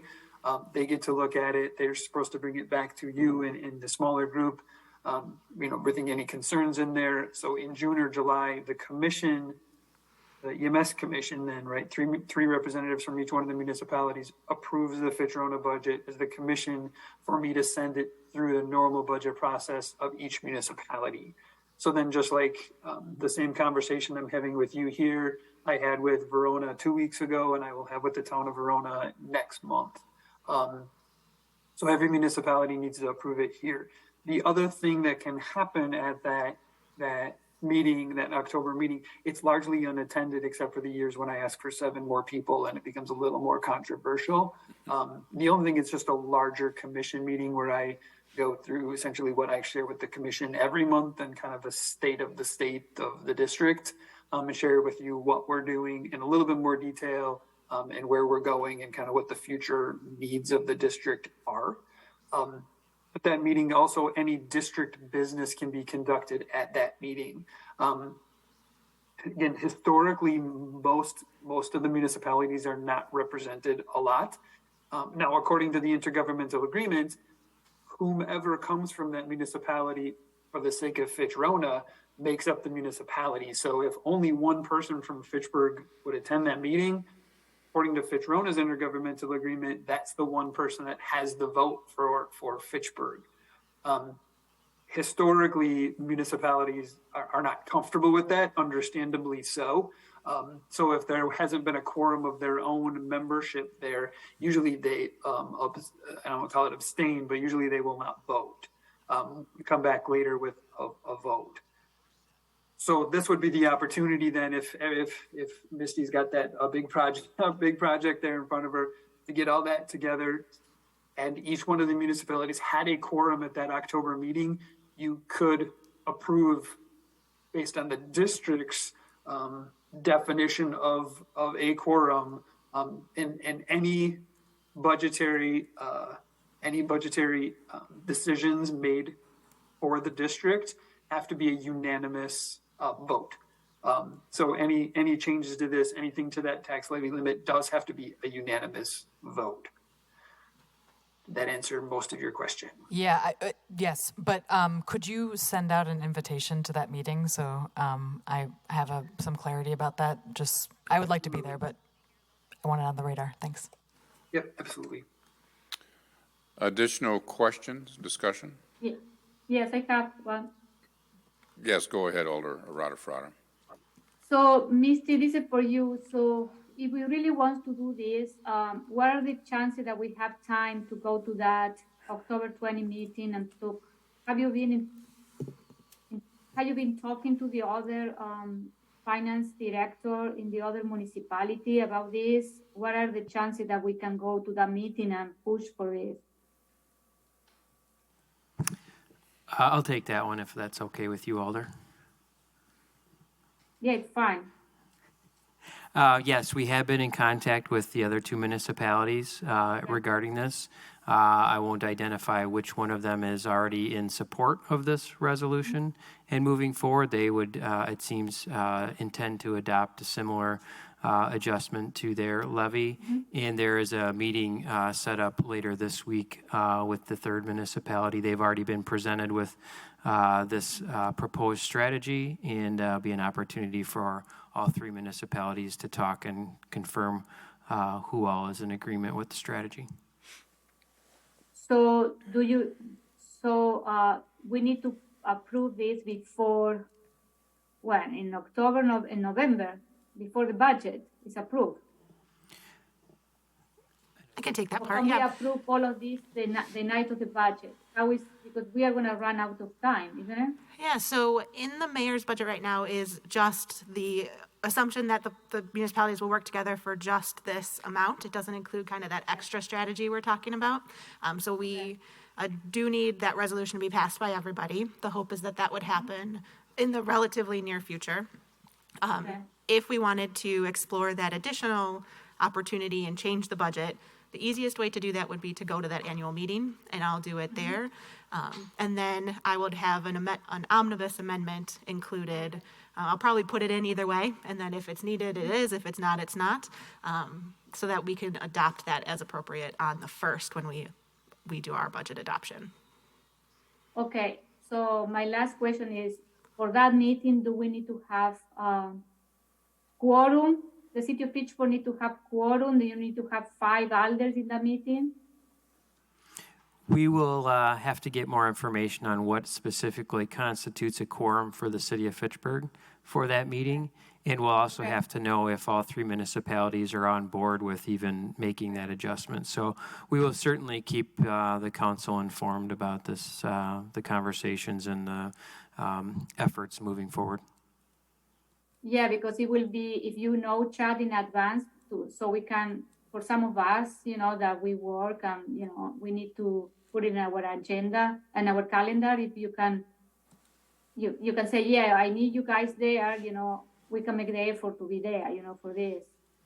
Yes, no, completely understand. Calendars are busy. And I think based on what Patrick has said tonight, that perhaps penciling in a tentative meeting on August 20th. I don't know, Patrick, if you've identified the time, if it's 6 or 7 or some other time. October 20th, 7 p.m. at the Verona Fire Station. What's that? October 20th, 7 p.m. Verona Fire Station. Thank you.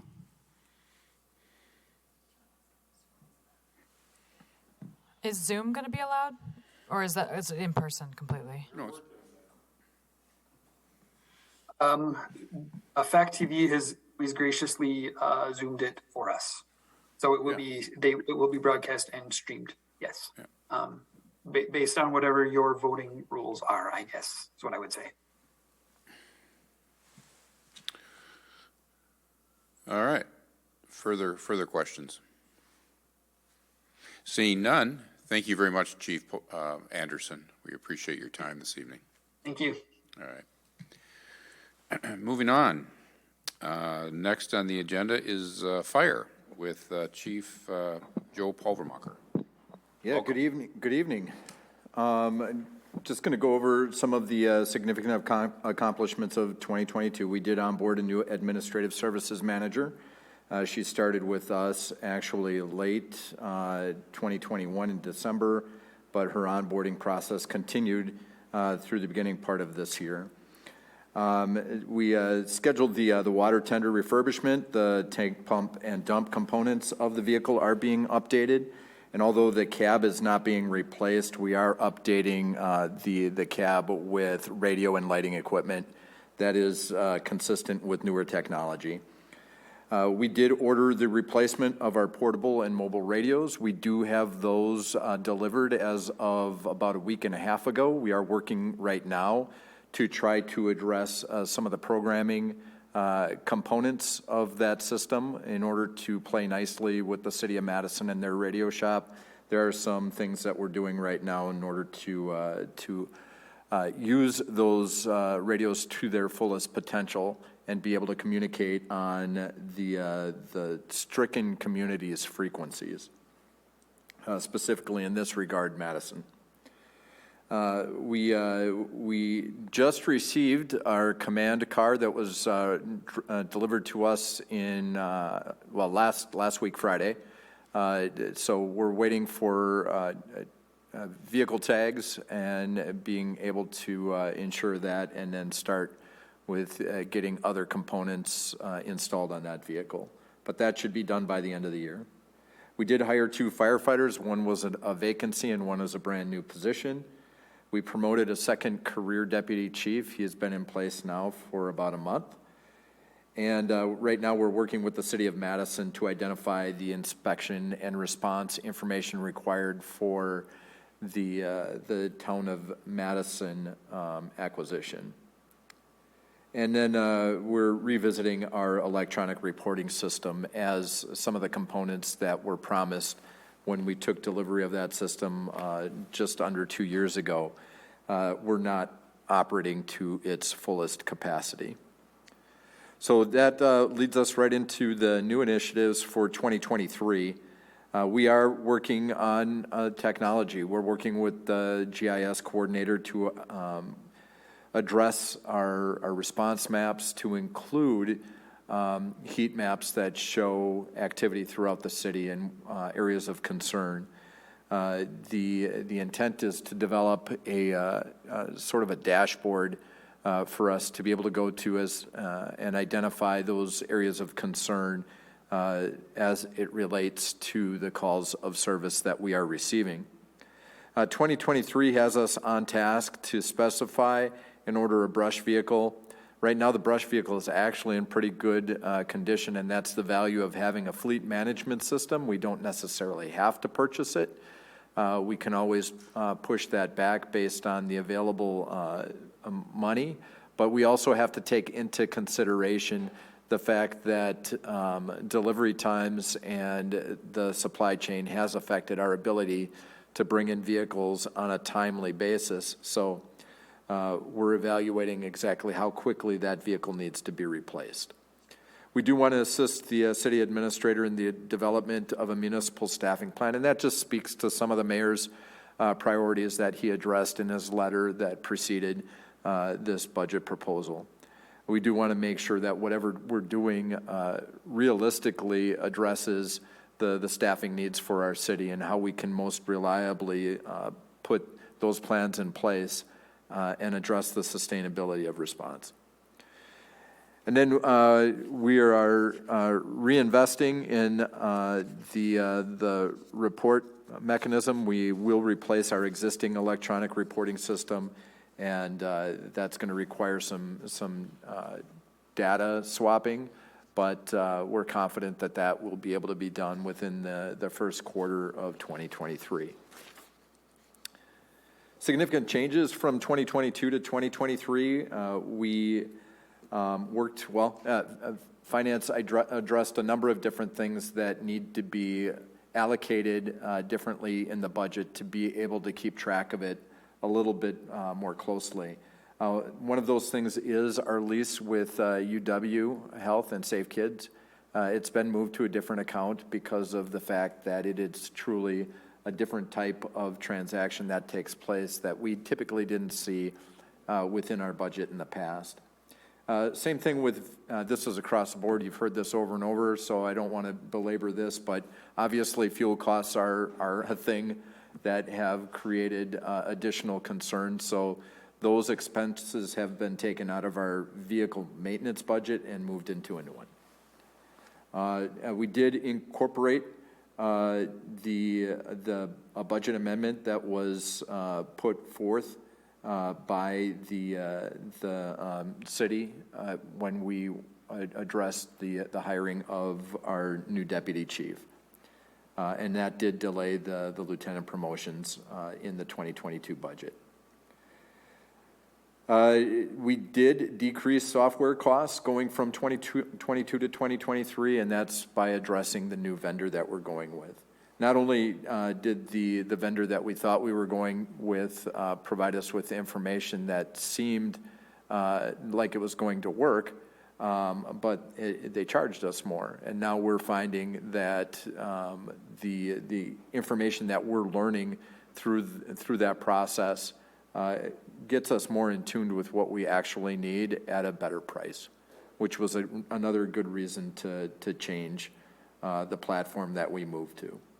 Although nobody wants to switch records management systems all that often, and doing that twice in 2 years is a headache in and of itself, but I do believe it'll serve us better in the long term.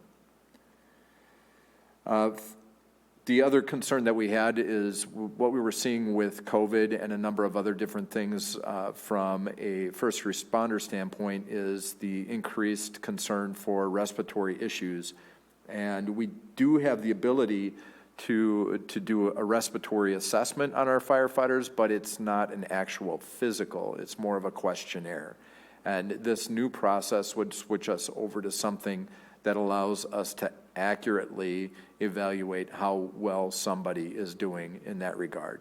And it really puts a lot of the responsibility on them to be able to address things that are identified as being concerns for their health. And it does serve us well because hopefully they can catch things at a very incipient stage and address it before it becomes a more significant problem. The other things that were changed, a lot of that really had to do with some of the bargaining and negotiations that went on between the city and Local 311, and it it really did move all of our uniform allowances over to a different account. So it basically comes out of payroll, and it's not something that comes out of a specific uniform line item. The projected increases for vehicle costs and preventive maintenance we tried to address. I mean, if there's one concern that I have in our budget is vehicle maintenance and trying to predict that along with where we had to move fuel. So this is going to be a learning year for us to figure out what's actually going to trend over the future and how we can accurately address that. We think we did a good job. We won't know for sure until we start seeing the bills. And then the new proposal that we have this year for the addition of the Division Chief of Prevention and Inspection, that is still in the mayor's budget. I can address that really quickly. Actually, there's one other thing that wasn't in the significant changes because it's sort of an additional component of our budget. It has to do with the other public safety component. It's not necessarily the fire budget. It's more emergency management. And on page 337 of your book, it addresses DANECOM and analog tactical maintenance. And whereas this year we were on task for spending $216,000 in that budget, next year it's down to $205,000. The reason being is because part of the capital improvement budget addresses the replacement of equipment that then wouldn't need the same level of maintenance. So that number will go up in 2024, but given the fact that the budget was tight already, it was important for us to be able to address even a fraction of a savings that we could realize through the fact that we were purchasing new equipment. And then the two new proposals that I put forward, the one that's still in the mayor's budget is the Division Chief of Prevention, Inspection, and Fire Investigation. What that's going to do for us is that's going to address the development that we're seeing in the city. It's going to give us the ability to also address the new inspectable properties that we're seeing within the alignment with the town of Madison. And then obviously we're seeing these are figures that I've been learning over the past couple of years, and thanks to Misty and Chad, they have reminded me that 4% net new construction in order to maintain your budget is something that we need to be on top of, and that includes inspectable properties. So although 4% net new construction allows us to keep what we have, it does have more of a service drain on our municipality. So we're really not staying status quo. We're actually falling behind a little bit, but that's where the division chief helps us, because we can then assign inspections a little bit more appropriately to an individual versus a whole fire company. So those are just some of the benefits that come out of that position. They're outlined otherwise, and I'd be happy to explain those in greater detail. I know that your night is full, so the other one that is not proposed, and part of this is once again just, well, it was proposed, it wasn't placed in the mayor's budget. The idea is just to constantly, gradually address the overall need that will exist in just about every department, no doubt. My responsibility is the fire department, and we do know that over the course of time we will need to address personnel. The unique aspect of the fire department over any other department is the fact that we staff it with paid on-call, paid on-premises firefighters. A good majority of our personnel are exactly that. It's hard to do anything in the way of mandate or ordering people in when they're doing it part-time and they have another full-time job. So a city our size seriously needs to consider how we transition to a larger number of career firefighters. I never want to see the paid on call, paid on premises go away. I think there's value in utilizing employees that are trying to learn the job, but at the same time, this sort of just sets the stages for what we need to consider moving forward. And I think some of that is going to come out of the staffing study that the city wants to address. So I don't want to get it into too much detail, knowing full well that it's not likely to be supported in this budget, but it's just my ability to hopefully put the shot across the bow, if you will, and help you understand the need that already exists. Very good. Thank you, Chief. Questions from from council? Yes, Alder Wheeler. Chief, as I look at your staffing, you have about 60 or more paid on call? Upwards to. So right now, we're at about 40, 45 Okay. paid on calls. So we are authorized up to 60, but we don't have that many right now. Okay, and out of that 45, how many can you actually count on that shows up when you need them? So the benefit of the way that we staff with the paid on premises is they get to schedule that in advance. If we truly operated as a paid on call fire department, there is no knowing when somebody is going to show up. So from a paid on call standpoint, we might get one or two people to come in on a working structure fire. We take advantage of the people that we have on duty and our mutual aid companies. So there are minimums that they have to participate in their training and in staffing the vehicle, and we can count on them for that. And if they don't maintain that, I mean, I've already sent letters to people and facilitated a separation from the department, because we don't need somebody to fill a T-shirt. We need them to fill a seat. Yes, you go ahead, Alder. Okay, if I understand the way your staffing works, you have 41 shifts per month, and the paid on premises actually fill in some of those positions? Yeah, so actually, if you're looking at them, let's say a month has 30 days, we actually have 60 shifts, an AM and a PM shift. Our career folks work a 24-hour shift. They cover 2 of those. Our AM shift covers about 10 hours. Our PM shift covers 14. The reason why there's a disparity is because if we have our paid on call, paid on premises come in any time after 5 o'clock, it's a little bit more difficult for them to get their training in.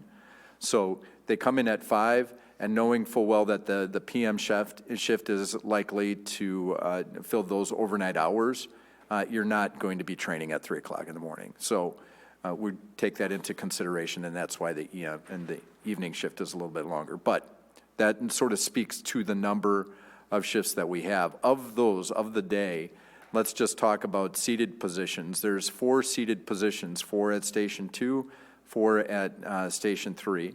We staff to have 2 career and 2 paid on call, paid on premises, but with vacations and other things that our career members can take, we restrict their off time so that we always have at least 1 career member on at both stations. And then those other 3 seats would be filled by paid on call, paid on premises. One last thing. Yeah, go ahead. Okay, when I went on a ride along at Station 2, we took a ride around the city, and there's some of these condo complexes and apartments that it's really hard to get a ladder truck through there. And if someone is parking in not their driveway, but on the road, it's just no way. Have you done any outreach, or is there any outreach to let people know about that live in these areas? So part of that comes, one of the things that Chad Bracklin has instituted is what he calls the development team. And as development is introduced into the city of Fitchburg, we try to communicate those concerns before the development even happens.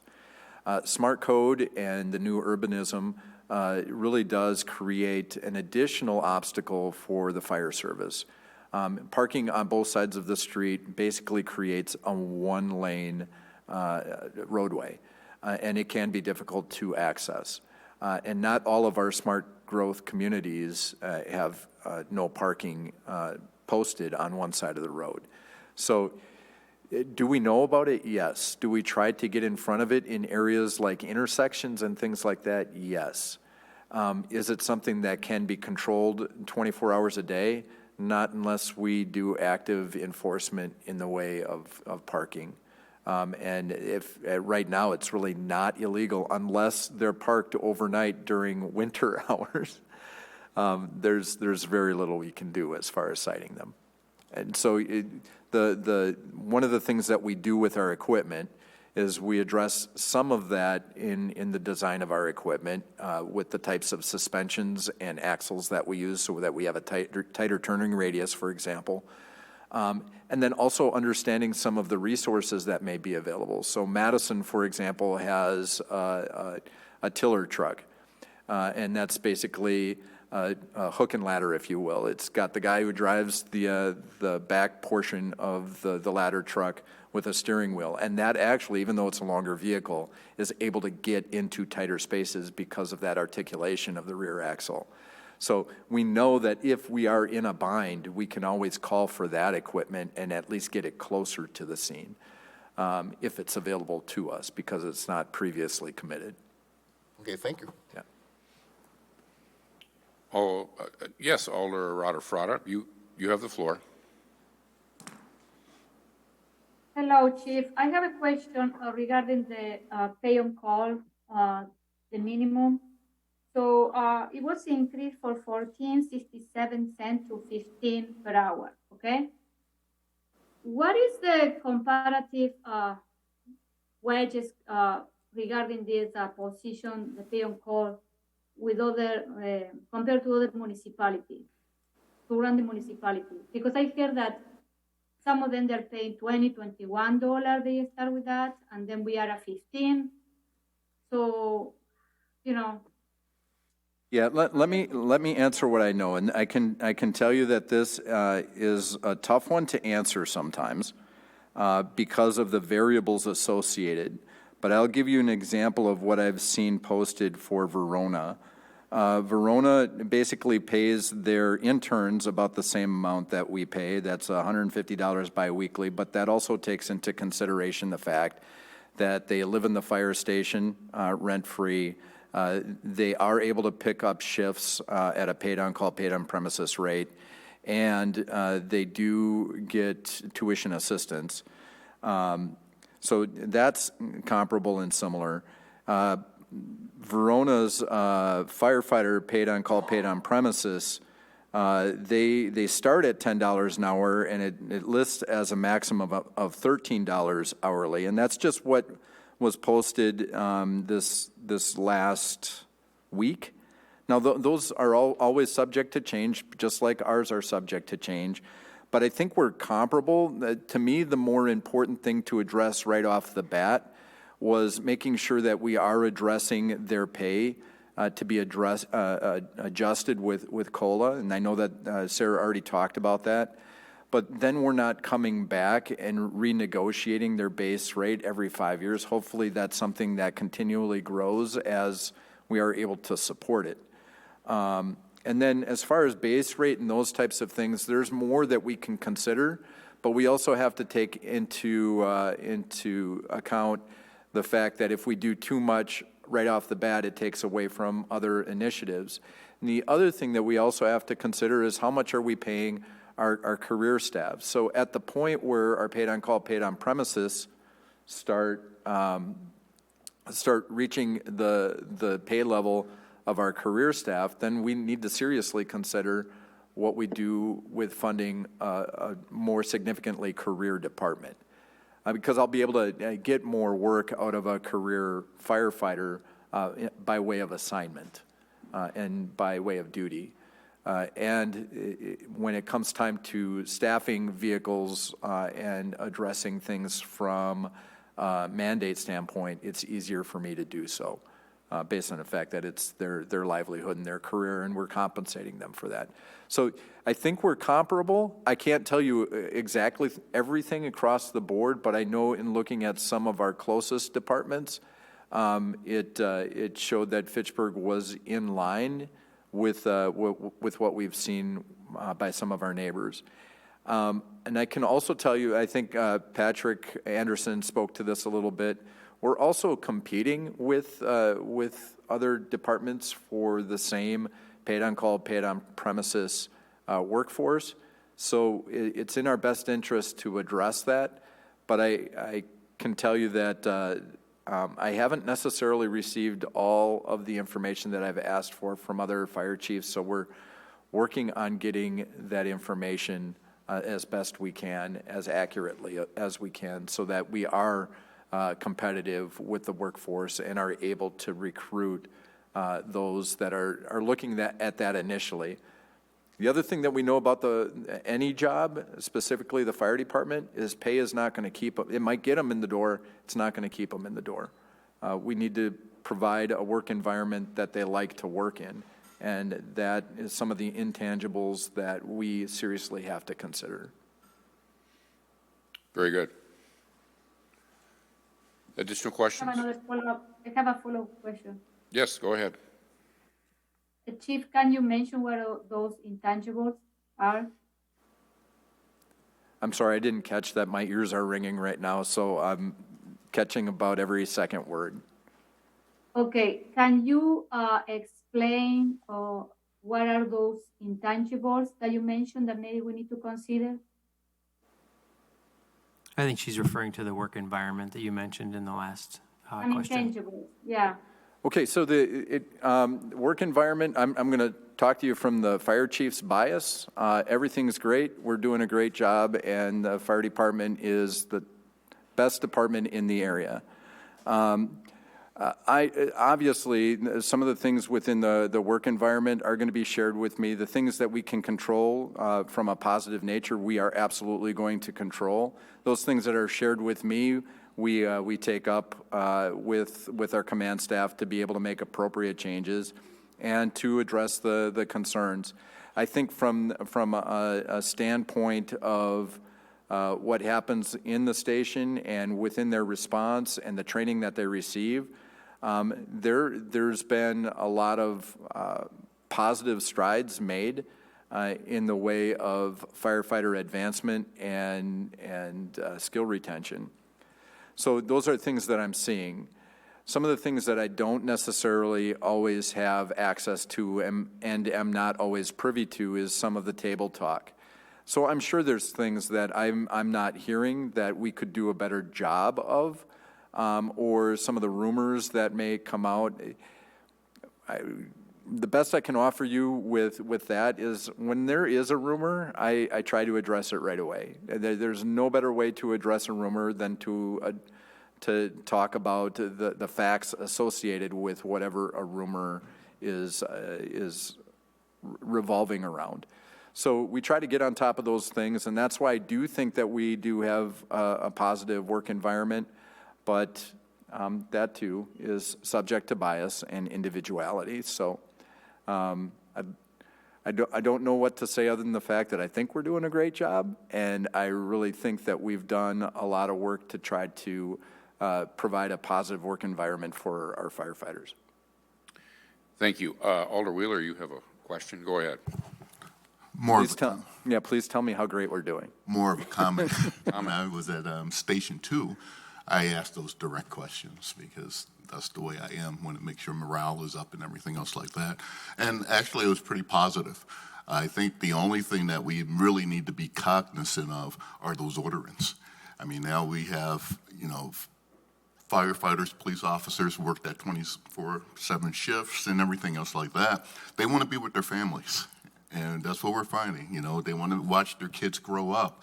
So when they have a plan and all of a sudden they're being ordered to work, volunteered kind of, or ordered to work, I mean, that's a big drain. But right now they said it's fine. So, but that is a concern. We always want to be conscientious of burnout. And that is something that everybody will work an extra shift. Everybody will put in the extra effort. And they'll especially do that when there's light at the end of the tunnel, right? I liken that to a marathon or a bike race. You see the exit in sight, you're going to put forth the extra effort. If the exit isn't in sight, you're going to start doing some self-preservation. You might pump the brakes a little bit because you're not going to come into work 48 hours at a shot week after week knowing full well that you're not getting caught up on your sleep or it's affecting your family. The moment that starts happening, self-preservation comes into place and people will start slowing down. So if there's anything that we can contribute to that discussion is what we are trying to do, how we are planning around making that a little bit better and making it more tolerable. I speak from the fire department, but that's not unique to us. That's across the board, and you guys are going to hear that time and time again.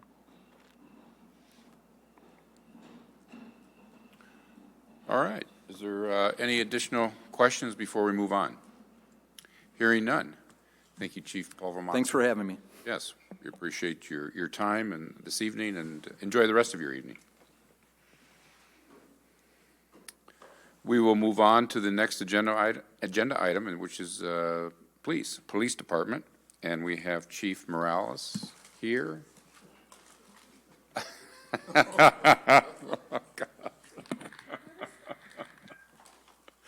I would like to address for the record that today I made a joke about the police department at Quick Trip and the fact that they're probably going to stop there for glazers, and so Chief Morales brought me one.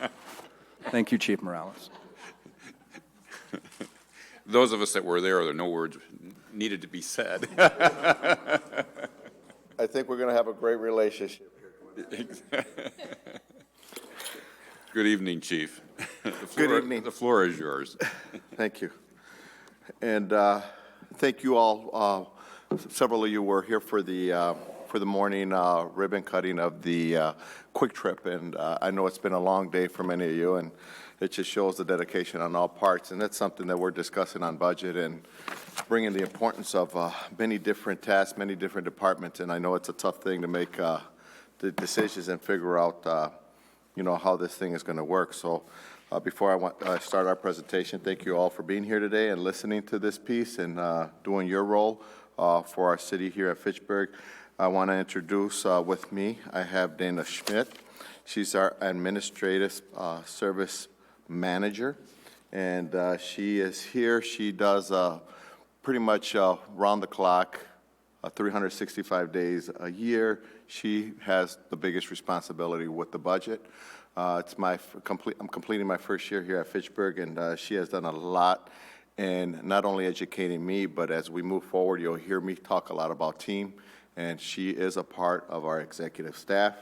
She also is one of the handful of people that have 20-plus years with the City of Fitchburg Police Department and has a ton of historical knowledge and a lot of secrets with the city administrator, which I'd like to have. So thank her for being here.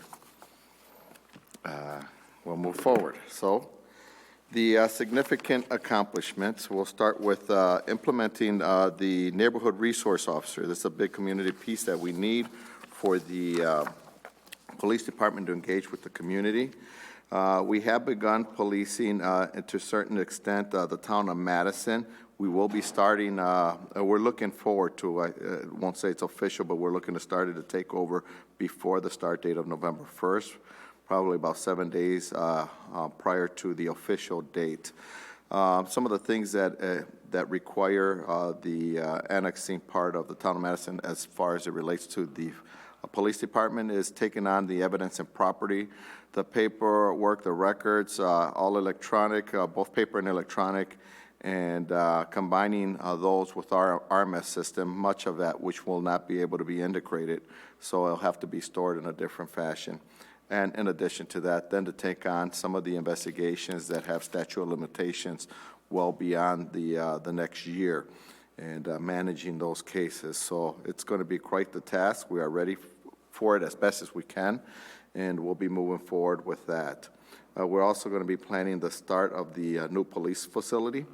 There should be a resolution coming soon on that piece regarding the land, and then moving forward on what it's actually going to look like and what it's actually the cost is going to look like.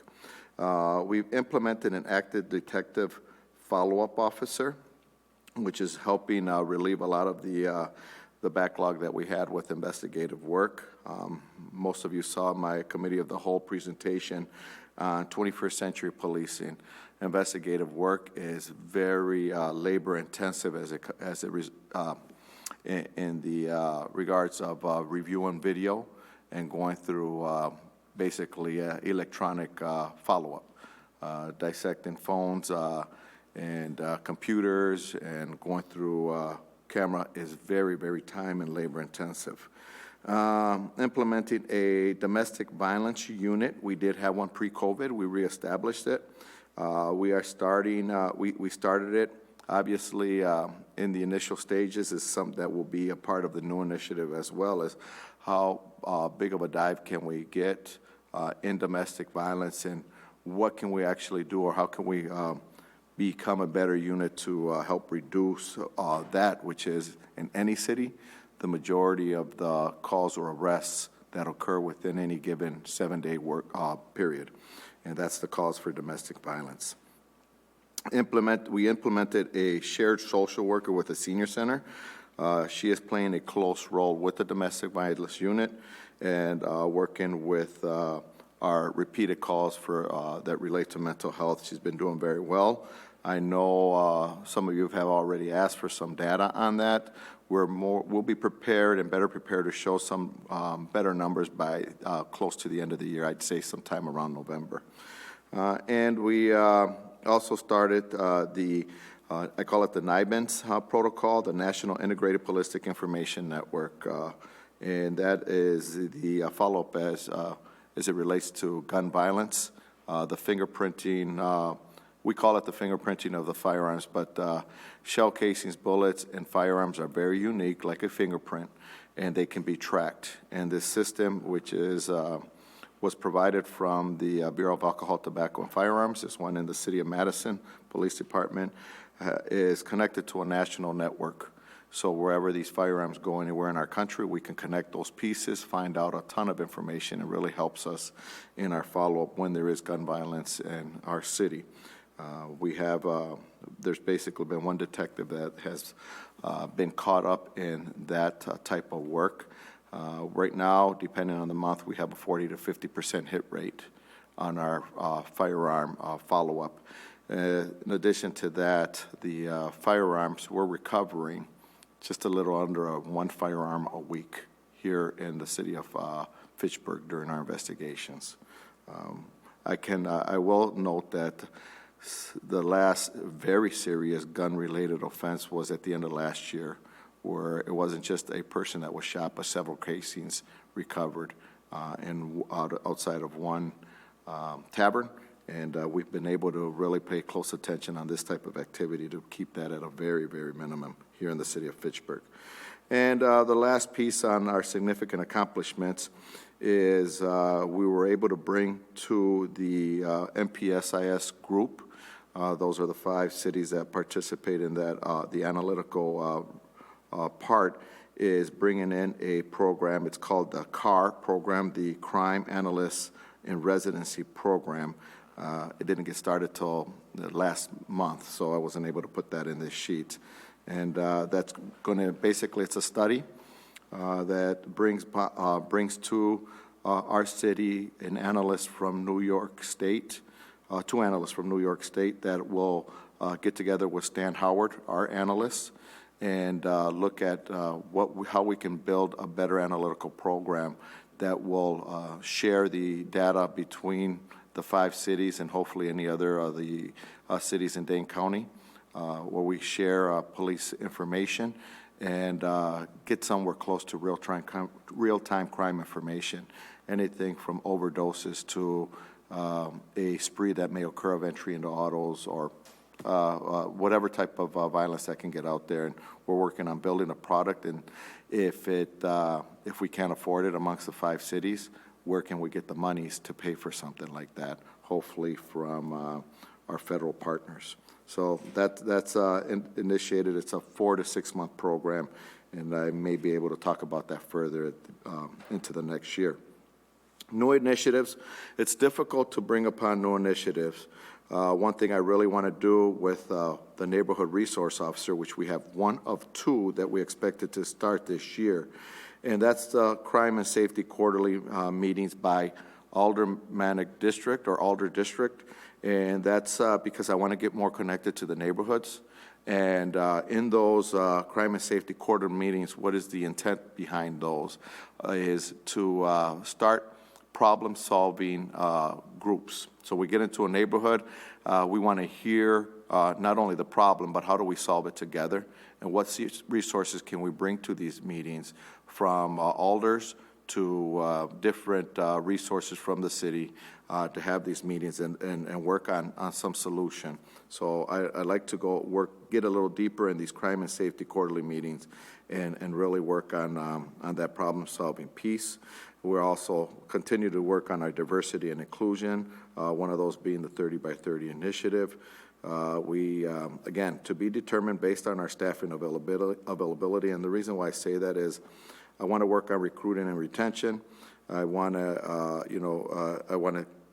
see the bike unit really in a city that really pushes biking, to have a robust group, but that all comes with the staffing availability. And if we can get that, the sky's the limit on the programs that we can continue to work on. So working on that, we have I gave the initiatives. Then we'll move on to significant budget changes. In these significant budget changes, we reclassified fuel purchases from one account to another, and the leases from various accounts, numbers to one account. We removed some of our equipment repair money, as most of our equipment is under warranty. We added squad video and body cam video software due to maintenance and support renewal. We removed leasing costs for squads as we're transitioning out of leasing squads and purchasing them. We also have no more leases, obviously, and buyouts are expected. Sworn staff uniform allowance moved from a reimbursement benefit to a taxable benefit, payroll benefit.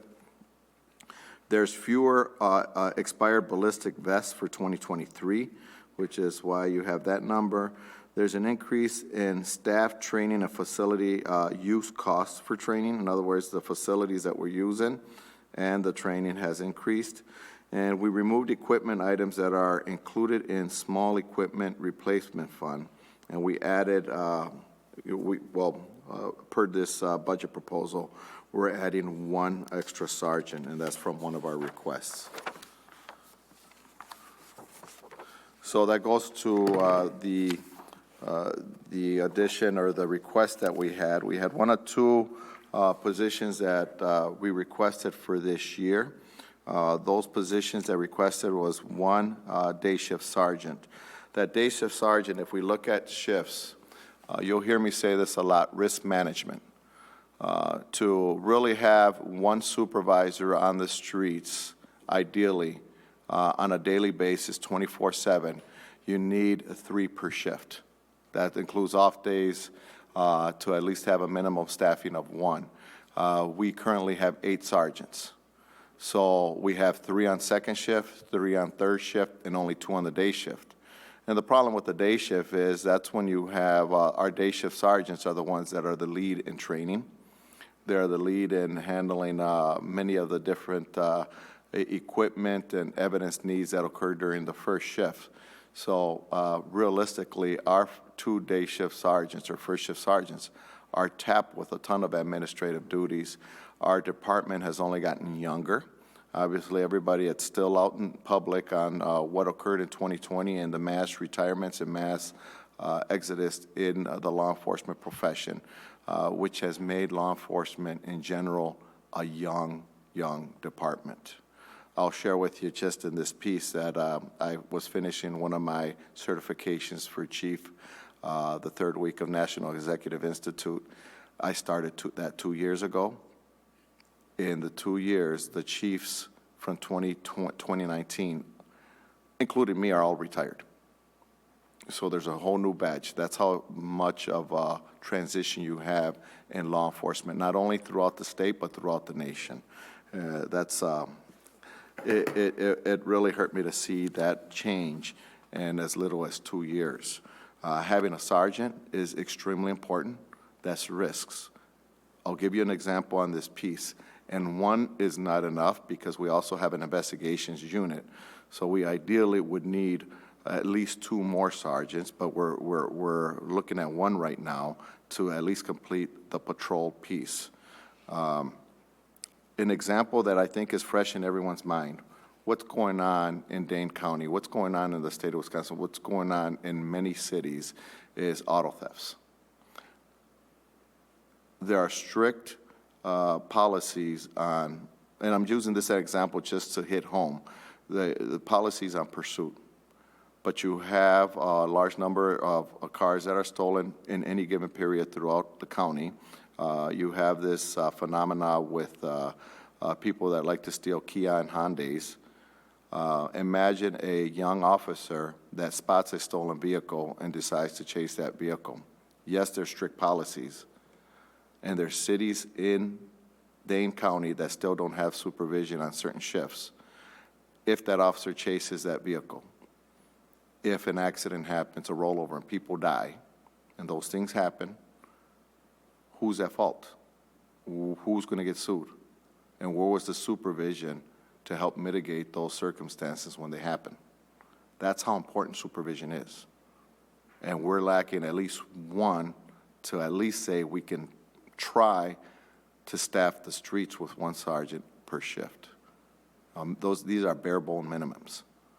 We're asking for one, but we really need more, and that's due to the staffing constraints that we have as a city. So that's how important that piece is.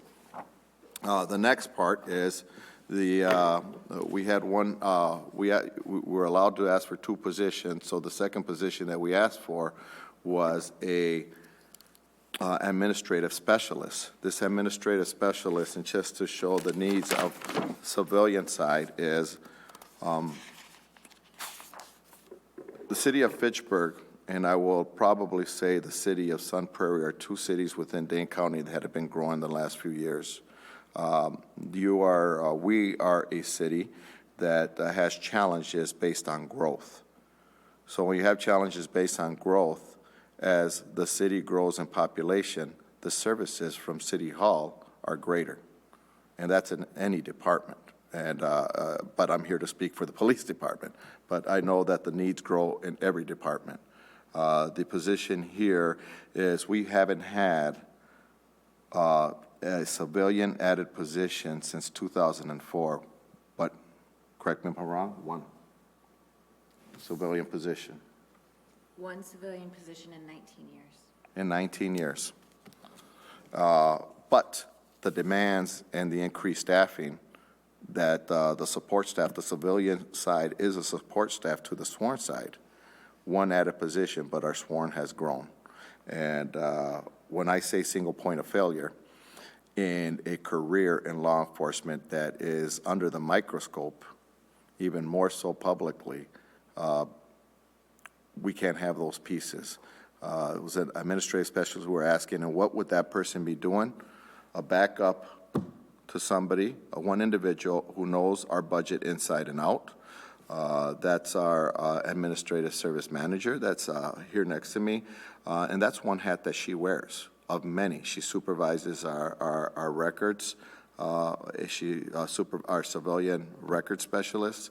She not only supervises that, but she also wears the hat to monitoring the training needs that come via our Training and Standards Bureau.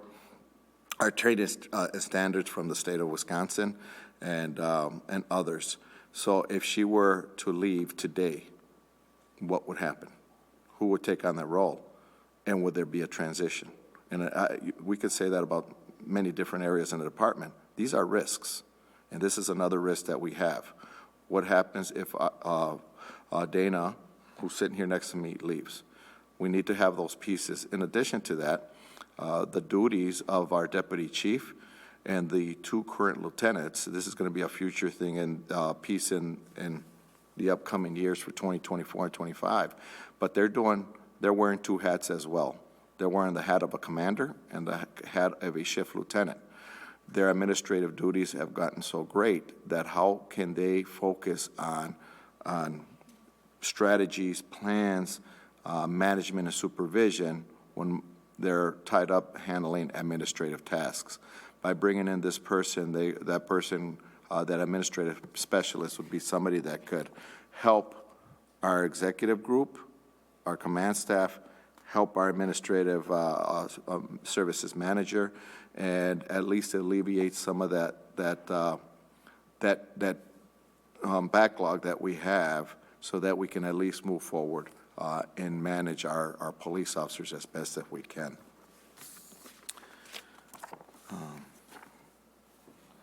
I will finish before and open it up to questions is the request that we had, and as I stated, I would have asked for 2 sergeants, an administrative specialist, and a property evidence specialist this year. But due to the strict, constraints of the city and the growing city and the needs in so many different areas, you can't have what you need.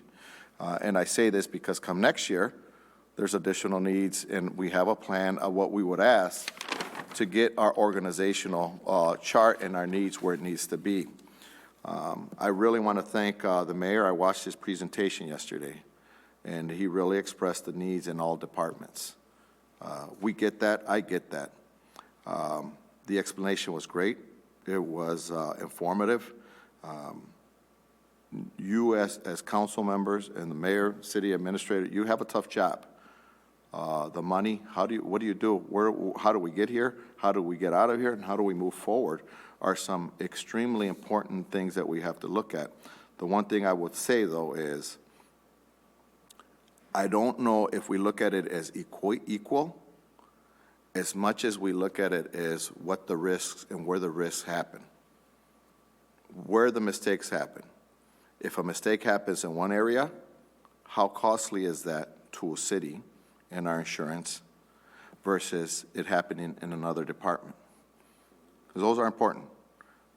I could tell you in this job, and I'm here for a reason, is to promote our image and promote the support of our public safety, our police officers here, because it is a tough job, and it's a time where the turnover is so high, and we need to push and support our police department.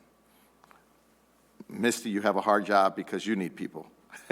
You needed an assistant city administrator, and I saw that. This is a tough decision. I don't know where we go from here, but I could tell you the needs are great in the organization. The needs are great for a growing city. And how we get there, I don't have that answer for you. Thank you. Thank you, Chief. We'll open it up for questions. Questions from council. Alder Gerhart, go ahead. Thanks so much, Chief. I have a couple of comments and just one question. I had the pleasure of going on for a ride along a couple months ago with Officer Lisa Heitman, and it was great to kind of see how it worked. And she expressed the great need for an additional sergeant to fill out, make an adequate leadership team, and that where there were situations where there wasn't someone really in leadership during shifts, and especially with the younger officers, people that are new. It's such a challenging job. It's such a diverse job. So she made the point very, very strongly that an additional sergeant was needed. So I was pleased to see that this included in the budget, and I certainly support the additional sergeant position because leadership is so important. And I also want to thank you for finding those offsets and those reductions in the budget as well, where it was appropriate. I acknowledge you for doing that. And there's a lot of departments, probably should have said it more, the departments that really went forward and decided where they could do reductions, that's greatly appreciated to a team effort to make this work. And then I also just wanted to ask, since there's been vacancies and those kind of, high level departures, I assume that there's some potential additional money in the 2022 budget. I'm curious if you, assuming that this passes, will you pursue a sergeant promotion before the end of the year and see if you can move around some money? Because I certainly would support, doing that on an earlier end if we can make the salary work. Yes, we already have one sergeant opening, and we are starting the process. I'm hoping that we can get something started within the next couple of weeks. I can't thank Sarah enough. She's 1.5 persons in human resources. That's what, when I talk about places, I understand the needs, and we are probably one of the organizations that tap into Sarah's skills a lot, and she's been able to prepare a timeline for us. So we just want to look at the process to see if it's appropriate or if we need to make some changes before we get started. Thank you. Additional questions? don't see any online.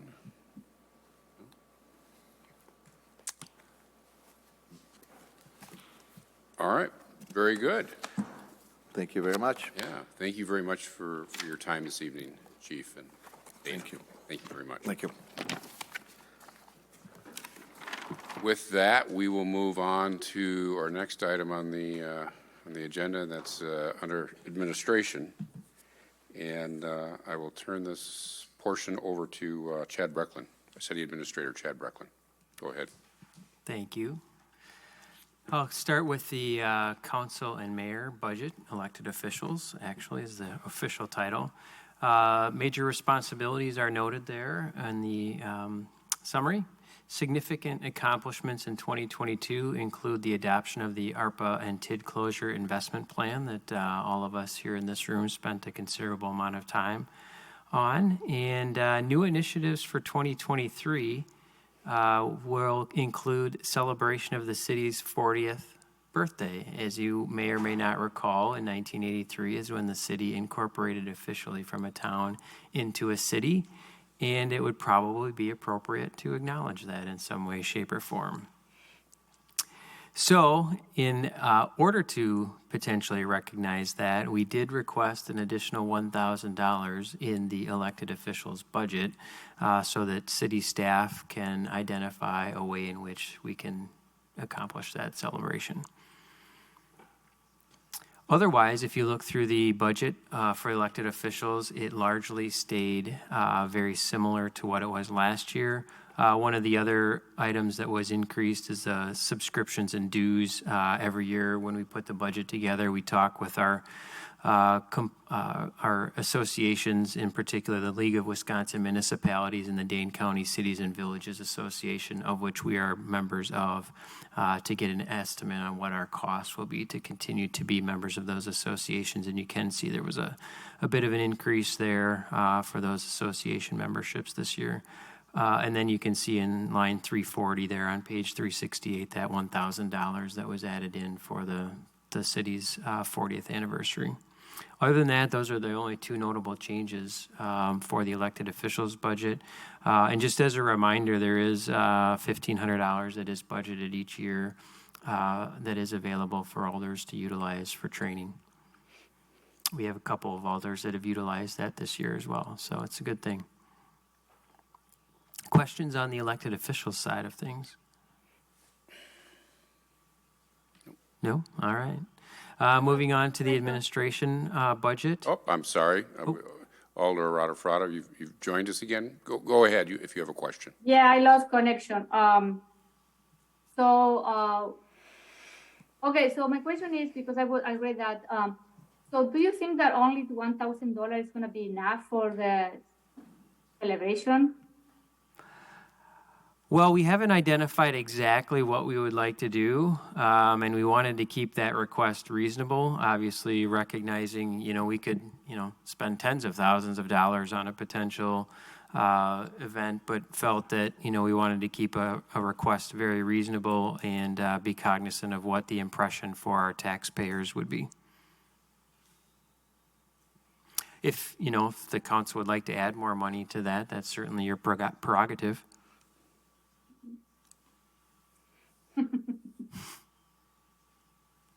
We'll see.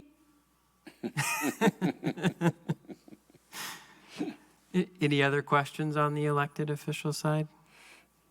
Yeah. Can I have another question? Yes, go ahead. Chad, I think it's something that we need to talk in 2023. Is we need to start having the conversation about how we are going to increase the salary for the alders and mayor in the future, okay? Maybe in a 3-year period, you know what I mean? How we're going to do it, because we haven't, those salaries have not been increased since 1994, okay? So I think we need to have that discussion in 2023, starting in personnel committee. I don't know if this conversation, it will be part of the, the study that you're doing, the salary adjustment.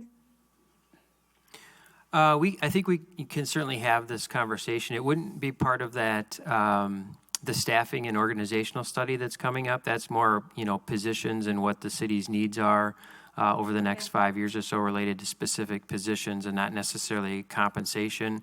And mayor and council was not part of the market poll that was done recently for our non-represented positions.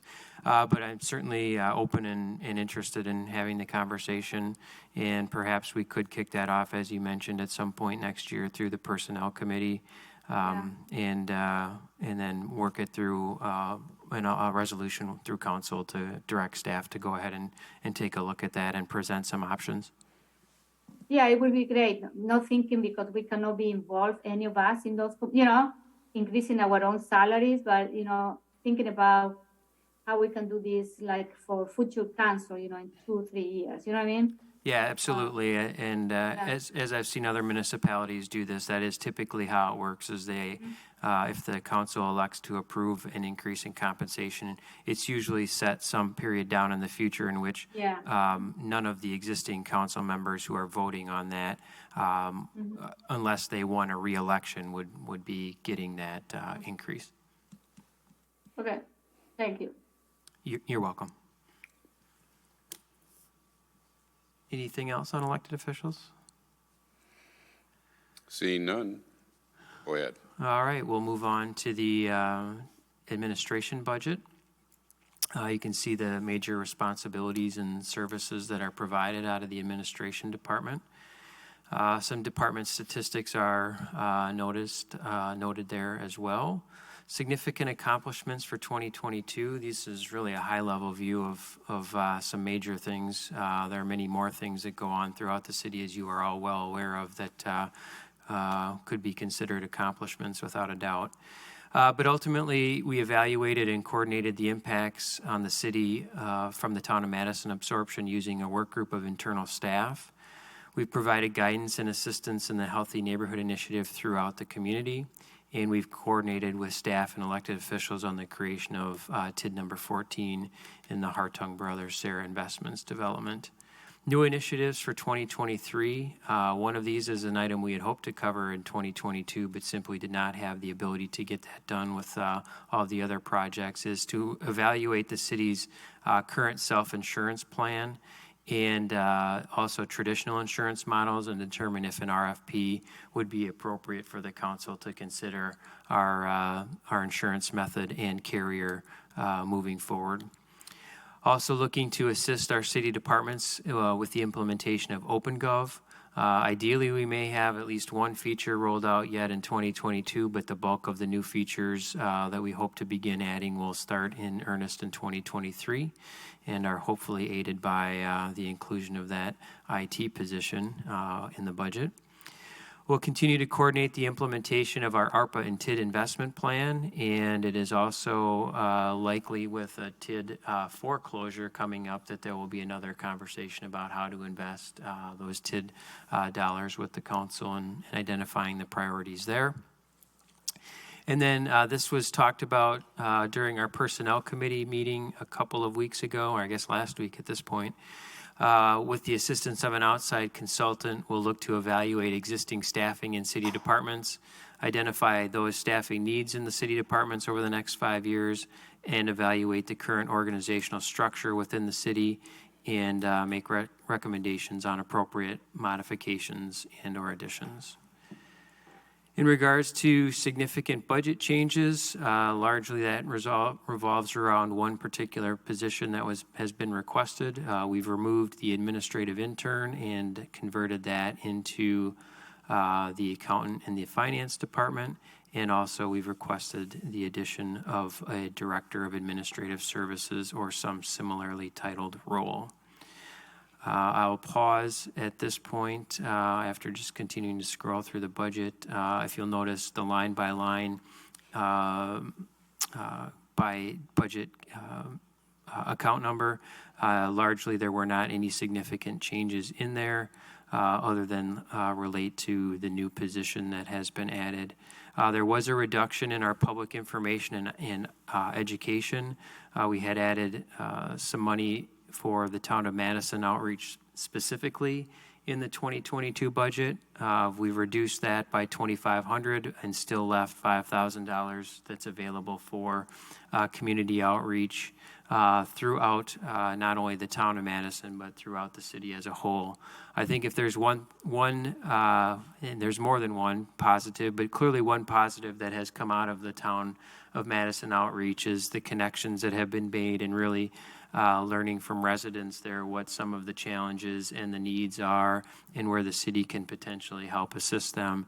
And one of the challenges that's been presented to our department heads is how do we continue that effort? Obviously, probably not with the same scale and frequency as we were able to do in the town of Madison, but at least look at how we can do our outreach efforts on a regular basis throughout our city and not just specifically in one particular neighborhood. That concludes that portion of the budget conversation. I can certainly pause and then transition into the position that's been requested. Questions? No, seeing none. I'll move on to the position. So in the first year plus in this role, one of the things that I've looked at is clearly what the workload is of the position and what duties and tasks and responsibilities I'm able to complete with the time in which I have available. And one thing that consistently comes up with others that I've spoken to, not only within city administration roles, but also in other organizations like police agencies, is that whole span of control and the number of direct reports. And as you note in this proposal, I have currently 14 direct reports. 13 of those are department heads. And also with a part-time mayor, I spend time on a regular basis with our public safety chiefs, police, fire, and EMS, as well as the city attorney. So I would say in addition to the 14 direct reports, I would say there's another 4 indirect reports. And obviously, in order to help provide some much needed support, I think it could be appropriate based upon my review of the 2006 organizational study the city had been done. This position had been identified in that particular report, and I think it still has relevance to this day. I don't have any information as to whether or not it had been previously requested or if it had been requested and not funded. But it's clearly a position that has been identified to be added in the city for quite some time, and I think it's time, probably past time, to have it added. And I really see this position not so much as an assistant city administrator position, but really as a member of the city's leadership team. And I see this position and its oversight of several departments as possibilities that are listed here in this.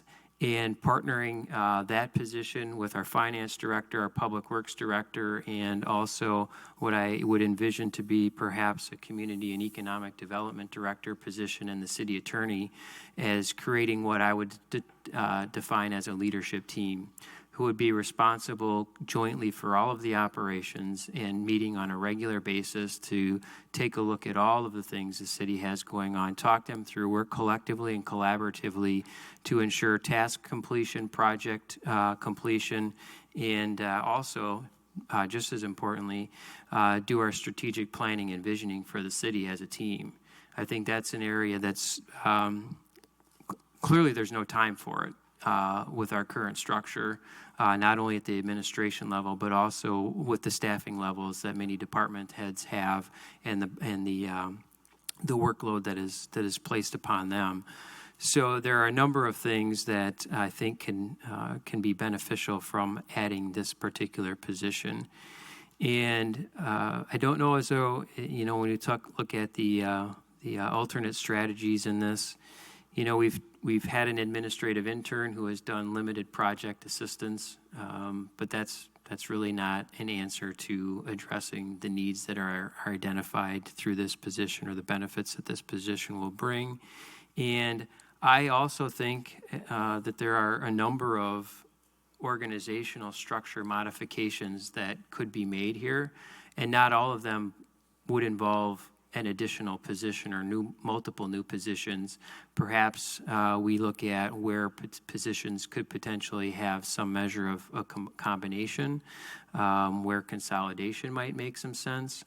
And I'm hopeful that the forthcoming study will help identify those areas in more detail and provide a roadmap really for where the city might want to go over the next 5 years and how it's structured and staffed as well.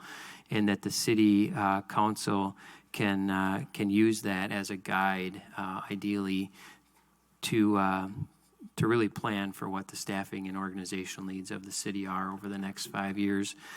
Ideally, so that we're not in the position that you guys are typically find yourself in on budget nights of having to make difficult decisions about which positions are funded and which ones aren't. That roadmap provides, a level of commitment, funding available, of course, over the next 5 years. So with that, I'll pause. I got a little winded as usual, so my apologies. I will start off with a question. Well, first a comment, I guess. Having worked with you over the past year, or maybe even up to 18 months now, this position is well warranted. You do need some assistance. The only comment or question that I have under the supervisory requirements, I do see a director of human information technology reporting to this person. Is that correct? Yes, these are what I would anticipate these positions or department heads would be assessing: city clerk, building inspection, fact TV, information technology, and human resources. I'm open to suggestions. I mean, there could be other suggestions of who should be in there versus one other. I want to obviously make sure that this position isn't overloaded either, and that their span of control is reasonable so that they can also focus on their responsibilities and not, simply shifting someone else's burden onto them. Yeah, no, I wasn't questioning it as far as those reporting, and I use your judgment, and I value your judgment, but and I'm sure it was a collaborative discussion between other city department heads. My only concern was, it just doesn't seem logical that a director would be reporting to a director. I mean, is that title, and I know you mentioned it yesterday, that is that appropriate? Just from my experience, it just seems a little out of alignment, a director reporting to a director. That's all, the only comment I have. Agree, and again, that's why there's the parentheses, a similar title. I'm open. It doesn't have to be what it's called, and I think when you start looking, coming from a public safety environment that is heavy on organizational structures. I mean, you saw the last public safety chief come through with an 11 by 17 sheet, right, of an org structure. So I recognize that there could be a misunderstanding or some other conflict that could be unintended consequences that could be come forth because of the title. So definitely something we need to look at. Something to consider. I don't want to get into the weeds, but it's not a huge issue, but it can be. It could be. Yep. So agreed. Yeah. Alder, go ahead. Yeah, I support this position. Just looking at the 2006 organizational study, I mean, it's mentioned about the administration and that we are weak on it. And, I think we're weak all over the place. And I think one of the things about city government is that personnel sometimes get kicked down the road, and it keeps getting kicked down the road. But Fitchburg is really growing. And one of my fears is that we're going to be outgrowing our ability to provide basic services. And when you look at some of these referendums that are going around now, referendums for police officers, communication specialists, park maintenance workers, we got to keep up. Or the other thing, just stop asking city staff to do stuff. When projects come in, you got to think those projects through, and we got to look at, do we have the capability to do it? Do we have the expertise? Do we have the personnel? I think right now I really appreciate our city workers because they make it work. I have the advantage of being retired and being around City Hall a lot, and I talk to a lot of people. There's so many people trying to do other people's work because people can't keep up. And sometimes I think that could be a bad thing when people make it work, because when you make it work, people think, oh, you don't need anybody because it's working for me.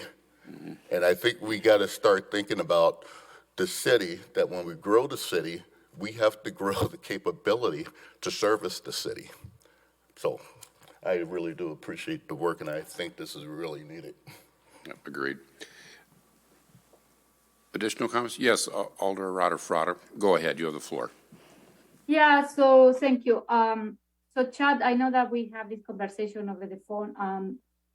My only concern about this position is that, you know, we should have discussed this position in personnel committee in advance, you know what I mean, to determine, you know, to have this conversation before it show up here as a surprise in the budget, you know. I think the personnel committee has a big role, especially when we are creating new positions, and we should have, you know, like a discussion there, you know, to analyze those new positions, especially, you know what I mean? So that one was going to be my comment.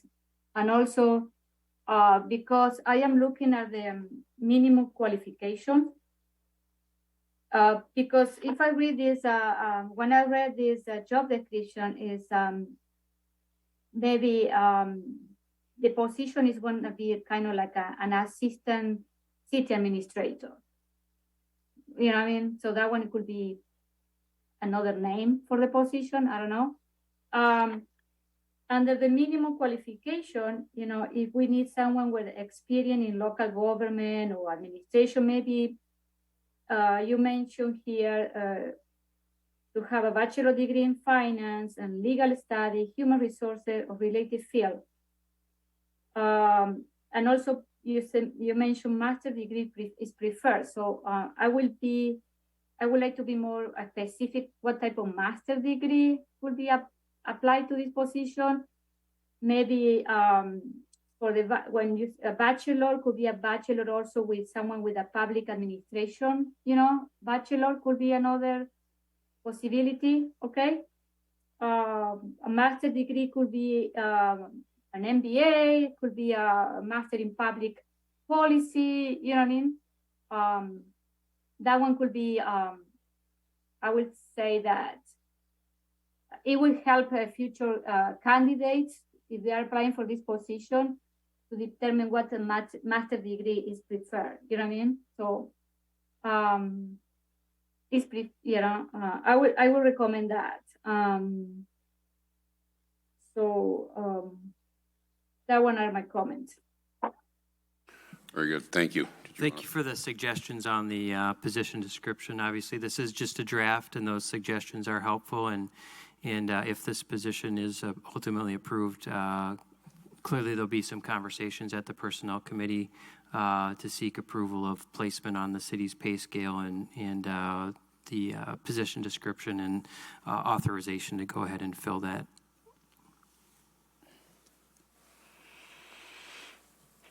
All right. Any additional questions or discussion before we move forward? All right. Hearing none. Anything further, Chad, at this point?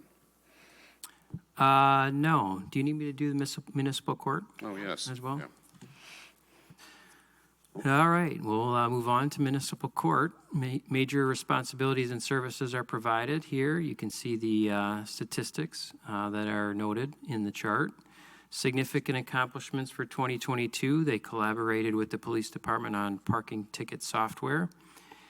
And new initiatives for 2023. This was mentioned in the IT department presentation.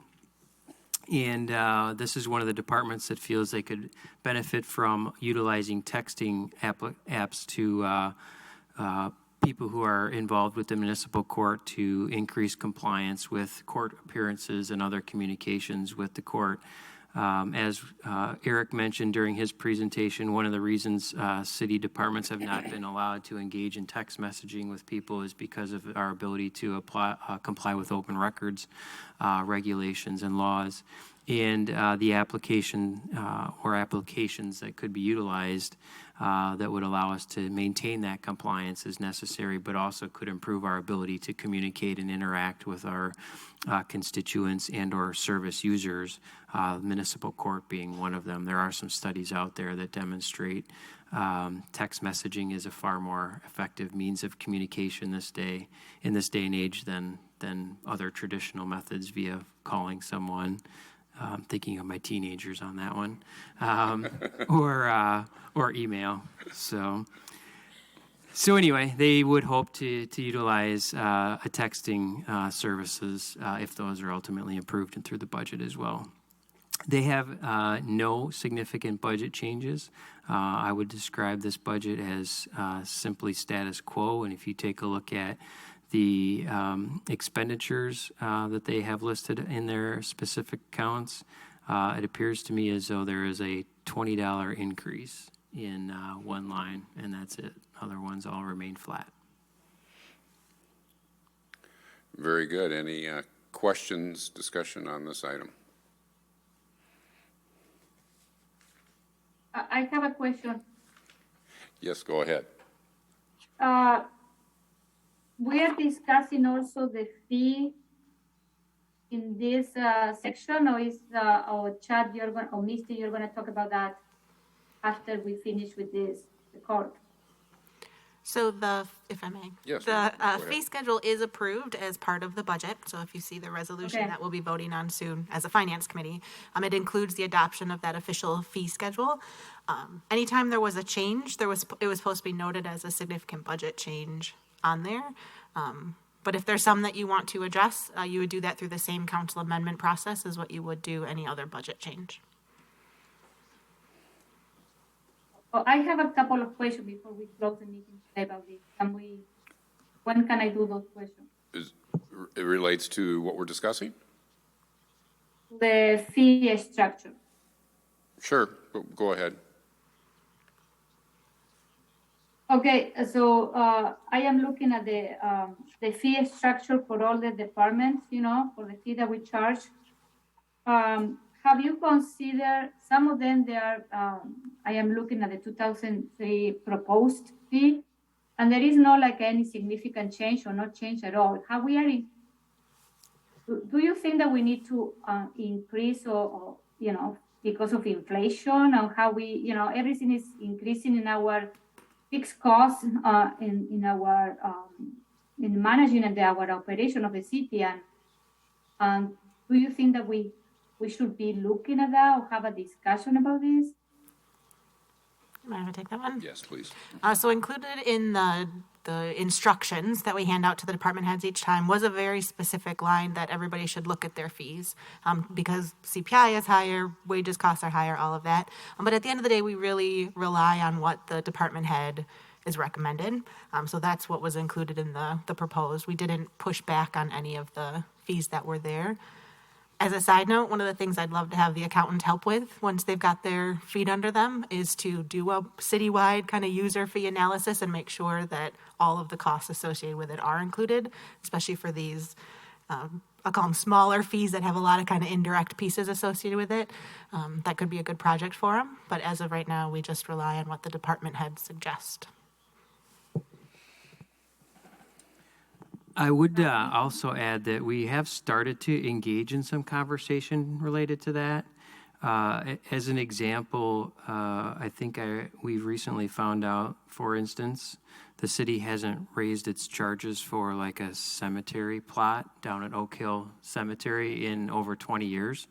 And not that we certainly want to make any money on somebody's passing, but, it is, the city staff is maintaining the cemetery, right? And, there's mowing, there's snow removal, other duties associated with that. And I think that's just a really, really simple, small example of what Alder Arata-Frada has mentioned, that it's probably time to take a look at a number of our fees and make sure that that they're set appropriately to reflect what our overall expenses are to offer those sorts of services and those sorts of things. Yes, I think in Park Commission, we adjust some of the fees that were approved by this body, the council. I don't know, in summertime, we had, the shelter and all of that. We did some adjustment, but I don't know if other, the other fee. I am looking right now, and it's like we're keeping the same, and you know what I mean. So I am thinking about, is the minimum increase 5%, or to absorb some of the extra costs that we are getting by inflation and other. You know what I mean? So I don't know. All right, additional questions before we move forward? All right, hearing none. We'll wrap things up and move on to next steps, and I'll turn that over to Misty Dodge. Thank you. Sorry. So this was the end of what I would like to call the information gathering stage. So you're gathering information from the department heads in particular about what their requests are and kind of the background and what went into putting these requests together. The next phase, I like to call the gathering opinions phase. So it's going to start with the public hearing at the next council meeting. That's where the public will have a chance to share their thoughts with you about the mayor's proposed budget. And obviously you will consider what you think should be the priorities and then put in your amendments. When you're putting together your amendments, I would encourage you to work with the department head that it affects, because they might have some additional background information or context that you might want to consider as you're putting together your amendments. I mean, I'm around too. If you want some logistic help putting stuff together, I'm more than happy to help out that way as well. But we all request that you don't wait until the due date, because it does take some time to make sure that we have all of our stuff together. So after the public hearing next time, amendments are due the following Friday at 4:30 using the form that I had emailed out to all of you. It's also the last page in the packet. So this first box is the what. So what do you want to do, or what do you want to change? The second box is the why. Why do you want to change it?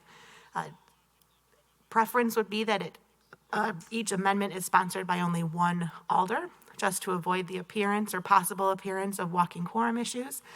So that would be the best. Obviously, other alders could support or express their support or disagreement at the council time or the joint committee of the whole. So we did talk today already about that Fitchburg meeting. So that is October 20th. We'll have to figure out what our approach is going to be with that, but that is at 7 p.m. The October committee of the whole is October 26th. That's where we will discuss all of the amendments that are submitted. The intention is that all of the conversation about the amendments will be done at that meeting. So you'll have your chance to ask questions of the submitter, questions of the alder, share your thoughts about what was submitted, and all that discussion should really happen at the committee of the whole meeting, because the following week, right away, is the council meeting where all of those will be voted upon. So it'll start with another public hearing where the public can share their thoughts on what the council was proposing as amendments, and then we will go one by one through those amendments with either changing it, you are allowed to amend an amendment, and then voting on them. We do have a separate resolution going through that was referred last time about those special processes. Plan is to do it basically the exact same as last year, which you were all participating in, so I won't go into that too much. But at the end of the day, we need to have a budget that meets levy limits, so that will be important.